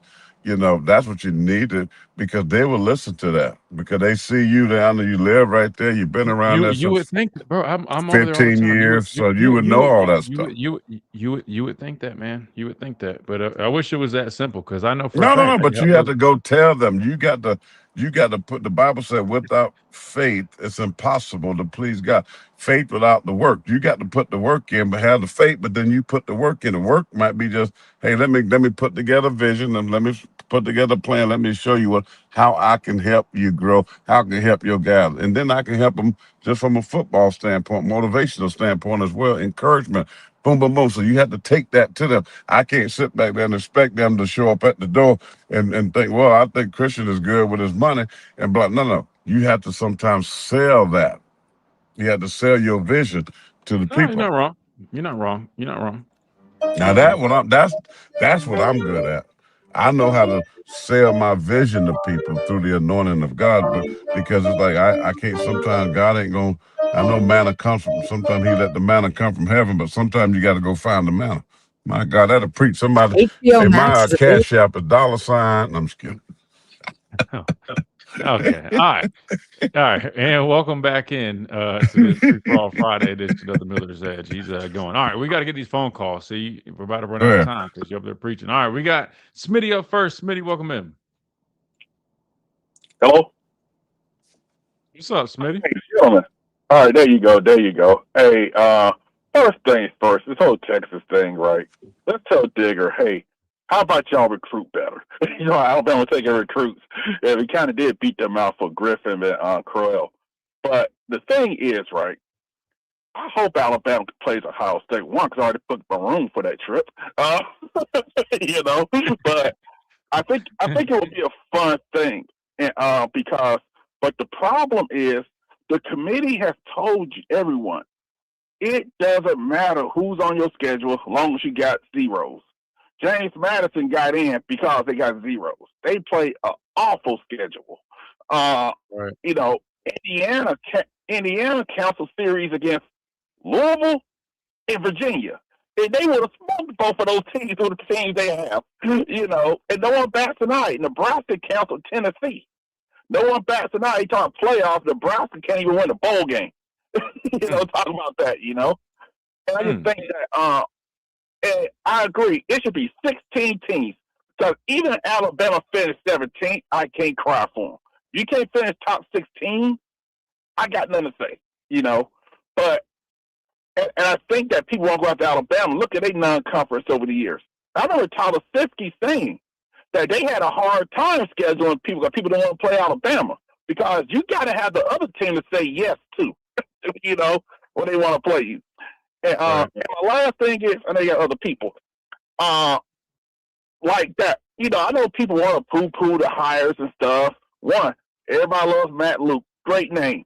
But have anybody seen Clemson's offensive line the past couple of seasons, or him as O-line coach? I'm sorry. Also, I don't think people realize how tight end are the tackles and the tight ends.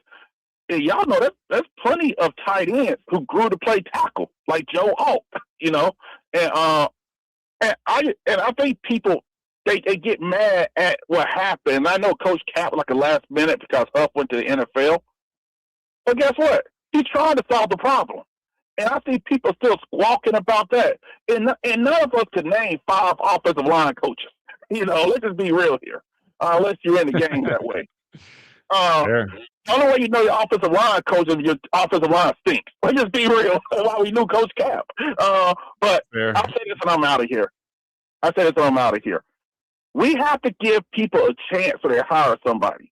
because most of the time you're going to start off at smaller schools as you are working your way up the ladder. And I just want fans to give these guys a shot. And it may not be their beginning because so many young guys, but let's see how it is at the end of the year. Just like Georgia had a young offensive line beginning of the year, but they improved over the course of the season. And so let's just give them a chance. And if they still stink, then we start looking at the mirror on them as well. But you guys have a good weekend. And you guys have a good weekend. Tell Pastor Miller stop putting unleaded gasoline in his diesel truck. You guys have a good one. That's funny, man. You too, Smitty. I appreciate you, brother. All right, let's go on to we got Duval up next. Duval, welcome in. What's up, man? I got 3 more minutes today, dog. There you go. Come on, man. We a little bit more than yesterday. Hey, tell Pastor he be stick with the Chevy, man. We Chevy people down here. We don't deal with the Ford. We don't go to the Rams. They look good. You know, they got all the bells and whistles, you know, more stuff. But that Chevy, man, that both sides gonna get you where you need to go. Every time. Plus the parts cheap. You can fix the Chevy for cheap. Another point. The offensive line coach, I do like that he has tight end experience. I think the tight end is just an extension of the offensive line because they block so much on the edges. But my biggest thing with the offensive line, I want to see better hand placement. I want to see better intensity. I want to see, let's get a pancake block or something. Like, I want somebody to come with some juice, and we need to establish alphas in every room. I feel like Ryan Williams should be an alpha. The middle linebacker needs to be an alpha. The quarterback needs to be an alpha. The free safeties, the cornerbacks, they need alphas in their room because once that mentality is developed, that we are Alabama, this is the standard that we're going to play at. We're not going to go out here and just lay down when we down by 14. We going to whoop your ass every down like we win it because that's the standard that we play to. I believe that would help our development with this young team a lot. Just with the establishment of the mentality that we're not going to back down. We're still Alabama. What you think, Chris? No, I think you're spot on. And that's why I think the last 2 hires to me, and again, I don't know the guys personally, but just hearing from, J.C. Hassenauer about Clem and then just reading up on the tight ends coach, I feel like those guys help when it comes to that type of mentality with their rooms respectively. Because you're right, you need the alphas in terms of your guys on your roster, but you also need the position coaches to kind of help get that going as well. You know what I mean? That also has some influence on your players. But yeah, I would love to see more guys step up and lead with that type of mentality. And hopefully some of these young guys that we have on this roster, guys that have at least been here the last couple of years, hopefully some of them can step up and be those types of players. Because I think we can talk about all the schematics and all the other little details, like you mentioned, even with the technique that needs to be improved. I have confidence in the 2 pass hires that could help with that piece too. But really, I don't think any of that matters if you don't have the right mentality, which hopefully we can start seeing that shift a little bit here. And I think that'll go a long way for this team. And I hope Grub gets humbled by Seattle winning that championship, man, because, he's just 1 year removed. He's able to see what they're able to do with an actual running game. And this should, give him more motivation to, rely on the run a little bit more. I know we're not going to be a downhill team, but you have to run to be able to pass, and that's going to take pressure off the quarterbacks, like I always say, because they're young guys. So you want them to have the best development in these next 2 years. Absolutely. Yeah, and then I will say this, so to be fair now, I think Kenneth Walker was a little banged up when Grubb was there. I think he only played in maybe half the games after looking that up. So I do want to throw that in the equation, but you're 100% right. That has to be changed and has to be better, and I would be shocked if that wasn't probably one of their biggest emphasis of the offseason in terms of running the ball better. Not necessarily having a whole Miami style of a running game, but at least something that can at least help us be more balanced and give us a lot more of a chance offensively. Hey, Duval, we appreciate you, brother. Great stuff as always, man. I hope you have a great weekend. We'll talk next week. Yeah, man. Roll Tide. Yes, sir. Roll Tide. Let's see if we can squeeze Ragged on here real quick. Ragged, you with us? Yeah, I sure am. Hey, Howdy, it's been a minute. It's been a minute, Christian. Hey, I want to address this to Corey. Are you with me, Pastor Payne? He is. I don't know if he can hear you, but I'll relay it to you. For whatever reason, we're having issues with the audio, but I'll pass it on to you. He's here though. You know what? I what's gotta up, Ragged? go with you. I can't hear you, but what's up? Okay, so here it is. For the last couple of weeks, I've been with you. You are so right. what I would have given to have had a coach develop me. We should never have lost Wilkin Formby. There was a dog that had a dream, and we just didn't have that type of coaching to develop him. I would have given a coach anything for a coach to tell me what I was doing wrong. And there it is there. Now, my recommendation for you is look at Ram as far as your pickup is concerned, because Ram and Mopar's coming back. But you like Diesel? Check it out. Cummins, long time running, leader in the industry as far as diesel motors, and Ram has got it all put together for you. There it is there. We'll talk X's and O's as soon as I can figure out what's going on with all this after A-Day. There you go. Yeah, we got about a month away from spring ball, and that's definitely going to be fun to keep up with. Rag, we appreciate it.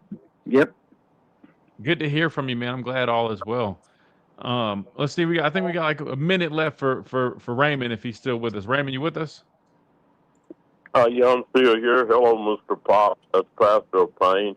Appreciate your comments. I got one quick comment I didn't want to ask you, and that's all of a sudden when Jalen Hurts won the Super Bowl, he became our quarterback from Alabama. Before then, they had him as a piece of mush meat. What do you think about that?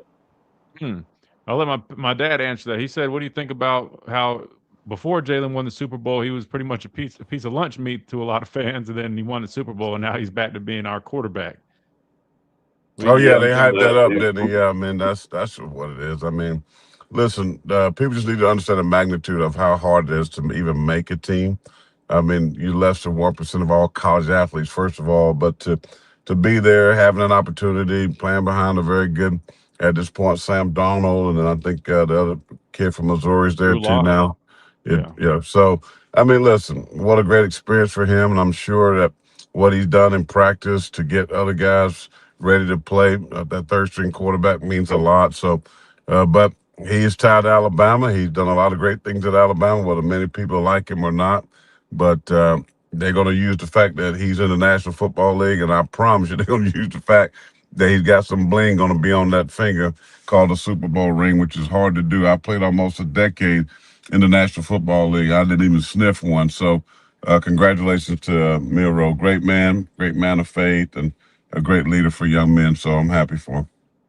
Absolutely. Yeah, Jalen Milroe and Jalen Hurts, Alabama fans, all of them, but a high majority of them, he's the best at tight end or running back. They gave him no credit, but then once he won that Super Bowl, he was our Jalen Hurts. But I wouldn't even recognize some of the Alabama fans for the way they talked about him, you know. Yeah, it's honestly, I was talking about the other day, man. It's disappointing that we can't just get behind our guys, especially the guys that are great into both those Jalens. I'm talking about off the field. I mean, some of the best young men that you could possibly meet. Great role models. I mean, great teammates. So, yeah, this is just unfortunate that some people still kind of act like that, but it is what it is, man. We live in a world with a bunch of people that are going to do and say things that they want, and you just can only control what you can control. But, Rain, we got to get out of here, man. I appreciate you calling in, and good to talk with you. All right, Raymond. Take care, buddy. Great weekend to you.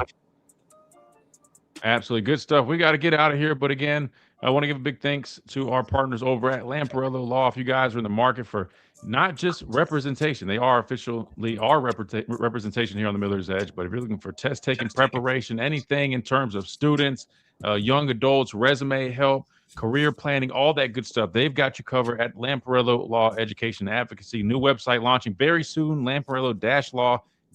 Make sure you guys keep that on tab. You can check them out there. I'm telling you, they will take care of you just like take care of us on the Miller's Edge. Anything you need, if you're in a Bediaco situation, if you're in a Trinidad Chambliss situation, check out. I thought he got cleared. Trinidad got cleared. He did. But he probably had some help from Lamparello Law, so make sure you guys check them out. Lamparello-Law.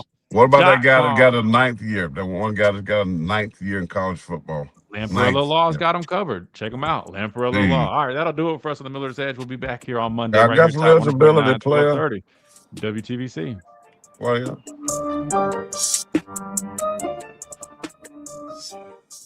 I got You've some been new listening to needs the and I got Miller's some Edge, eligibility tackling players. sports daily. I think I got one more year left.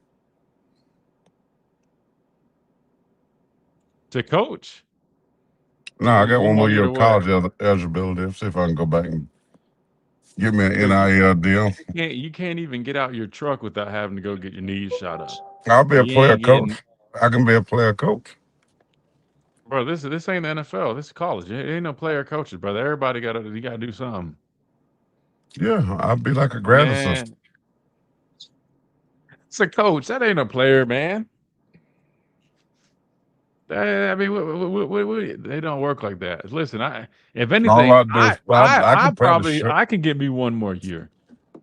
I can get me one more year because I listen. I missed 10 games in 2017. So technically, I should have gotten an extra year. I should have got 6 whole years. I should have been able to come back again. Yeah. Yeah. Go ahead and get you in there. That'd be great.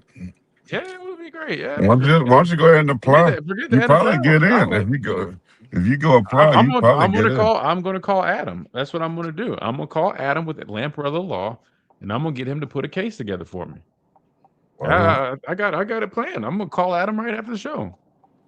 I mean, I hadn't hit 30 yet. I hit the 3-0 in June, but man, they got guys in the 40s that's played before you. You're in shape. And they had one guy at South Carolina State, some old That's South Carolina.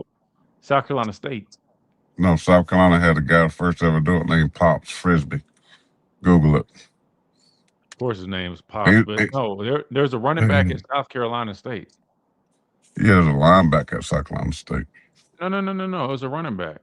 There was a running back that. I know I'm right. Google it because I covered it. I went down there and did a piece on it. SLC Bama girl out of Utah says, when Digger comes on, I turn it off. Digger be in these people's heads, boy. I just tell guys, it's just radio. It's entertainment. I get it could be annoying, but I mean, it's I don't take it so serious.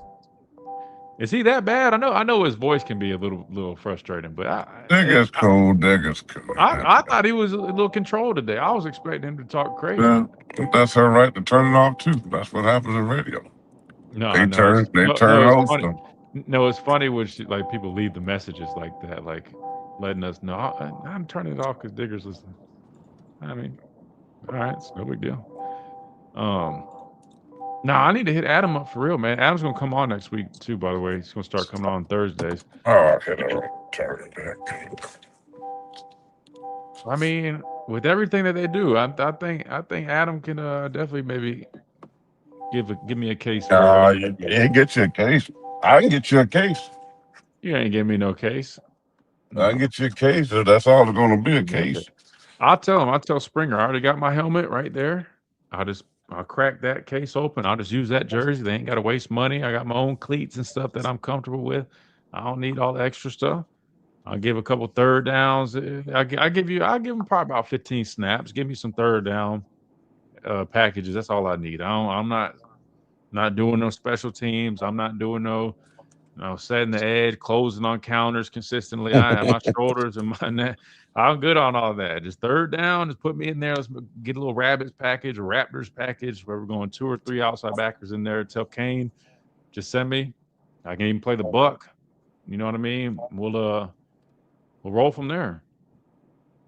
All seriousness though, I do need to hit Adam up though in terms of you talking about that with resume, personal statements, career planning, and all that stuff. You're talking about I need to utilize all the knowledge that I've been able to pick up over the years.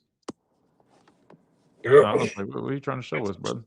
I was closing the I'm over get here. Adam to help me out with that, and then that's what we'll do. So you're saying I need to get that whole thing put together. We'll reach out to Adam and do that too. Listen, I got a lot of new stuff to add on my resume. Bilingual. I got to update that part. Oh, you knocked my thing off of that food. Yeah, I definitely did that. Oh Lord, you making me dizzy with all the turning and twirling. Man. Well, hold on. I'm at the golf course. Drive. Let's drive. Let's focus on driving. Well, you about to play some golf? No, I'm over by my house in Columbia, but This golf course is really nice, but they only got one black member. What the hell are you talking about, man? Is that I was you? trying to figure out if I can turn the camera around, but it won't let me do it.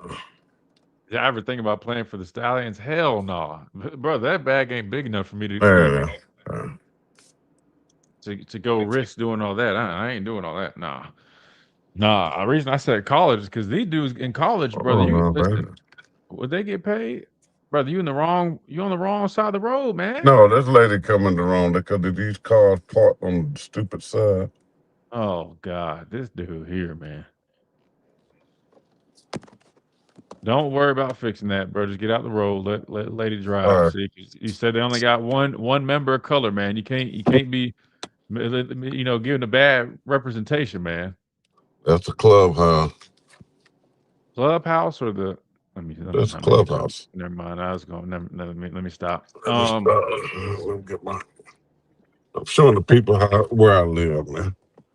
They like that. If I can make it work.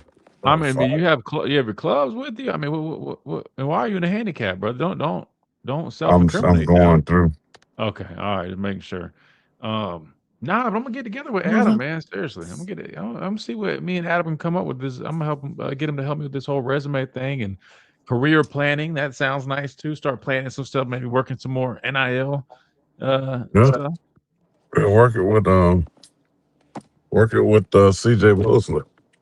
You know, I listen. I brought it to his attention when he was down here a couple weeks ago, man. He had a lot going on, but like you said, that's why I tell you, man. I don't force anything on anybody. I guess at the end of the day, I know what I got to offer. I know there's not one thing I don't have experience with, and that couldn't be beneficial. At this point, I'd rather start my own stuff because not only will we be representation, we do marketing, but we also easily have the financial side covered. Be all in one service, man. Cigar Lounge. Yeah, I'm surprised. Normally he's at the Cigar Lounge. I'm shocked he's actually back at the golf course. I don't think he's been golfing in a minute.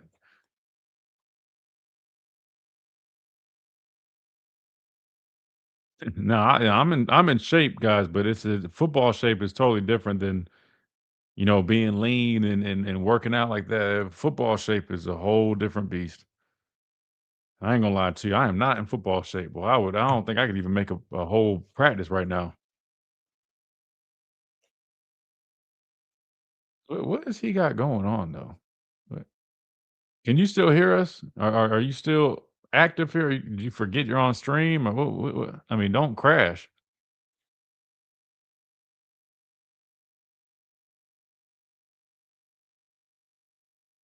Let's see if Adam's website's back.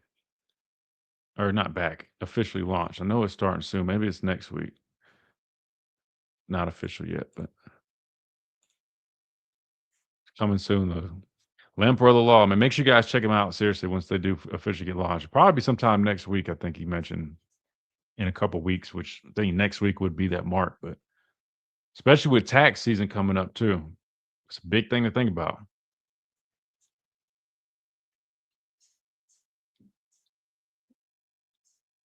I don't know what happened to the Pastor Payne guys. I don't know what he's got going on. Anyway, on that note, probably about to get out of here, guys. I'm gonna get me some lunch. If you guys haven't, man, hit that like button on the way out. We appreciate you guys. Hope you guys have a great weekend. Trying to think. I know you got basketball coming up. Oh, there we go. We got our one dislike that we occasionally get. We always get that one dislike, man. I wish I wish I could just ask, like, what makes you take the time just to hit the dislike button? Like, it's hard enough to get people to hit a like button for whatever reason, but for somebody to go out of their way to dislike people, I won't understand people, man. But we appreciate likes and those as well, whatever you guys decide. Lifetime healthcare, I don't know about all that, but they do have a lot of good resources, I will say. Between the trust, the NFLPA, they do a lot. They do a lot. Unfortunately, a lot of guys just aren't familiar with everything that they have to offer. But appreciate it, Jake. Yeah, we'll see you guys. Agent, see you guys. Nick, Appreciate you guys. As always, seriously, it's been fun. Hope you guys enjoyed this week. Next week, I'm going to work on trying to get some more guests, but as of now, I think we got probably the usual scheduled in, but I'll try to get some more folks on here as we wind down until spring ball. Then once we get back into spring ball action, we'll definitely be rolling. And we got some agents said, "All right, it was you." Yeah, after our little debate about the whole concert thing, that's it. I get it, man. I get it. Nah, it's all good. That's funny. Hey, that's true. Still engagement. Yeah, no, like I said, I really don't care. It doesn't do anything to videos. I just think it's fun. I'm like, man, because I've never been that person. Like even the people that go online and like just tweet just like stuff like angry at people. I'm like, like what do you get out of taking time to do that, man? Like like how does that make you feel better?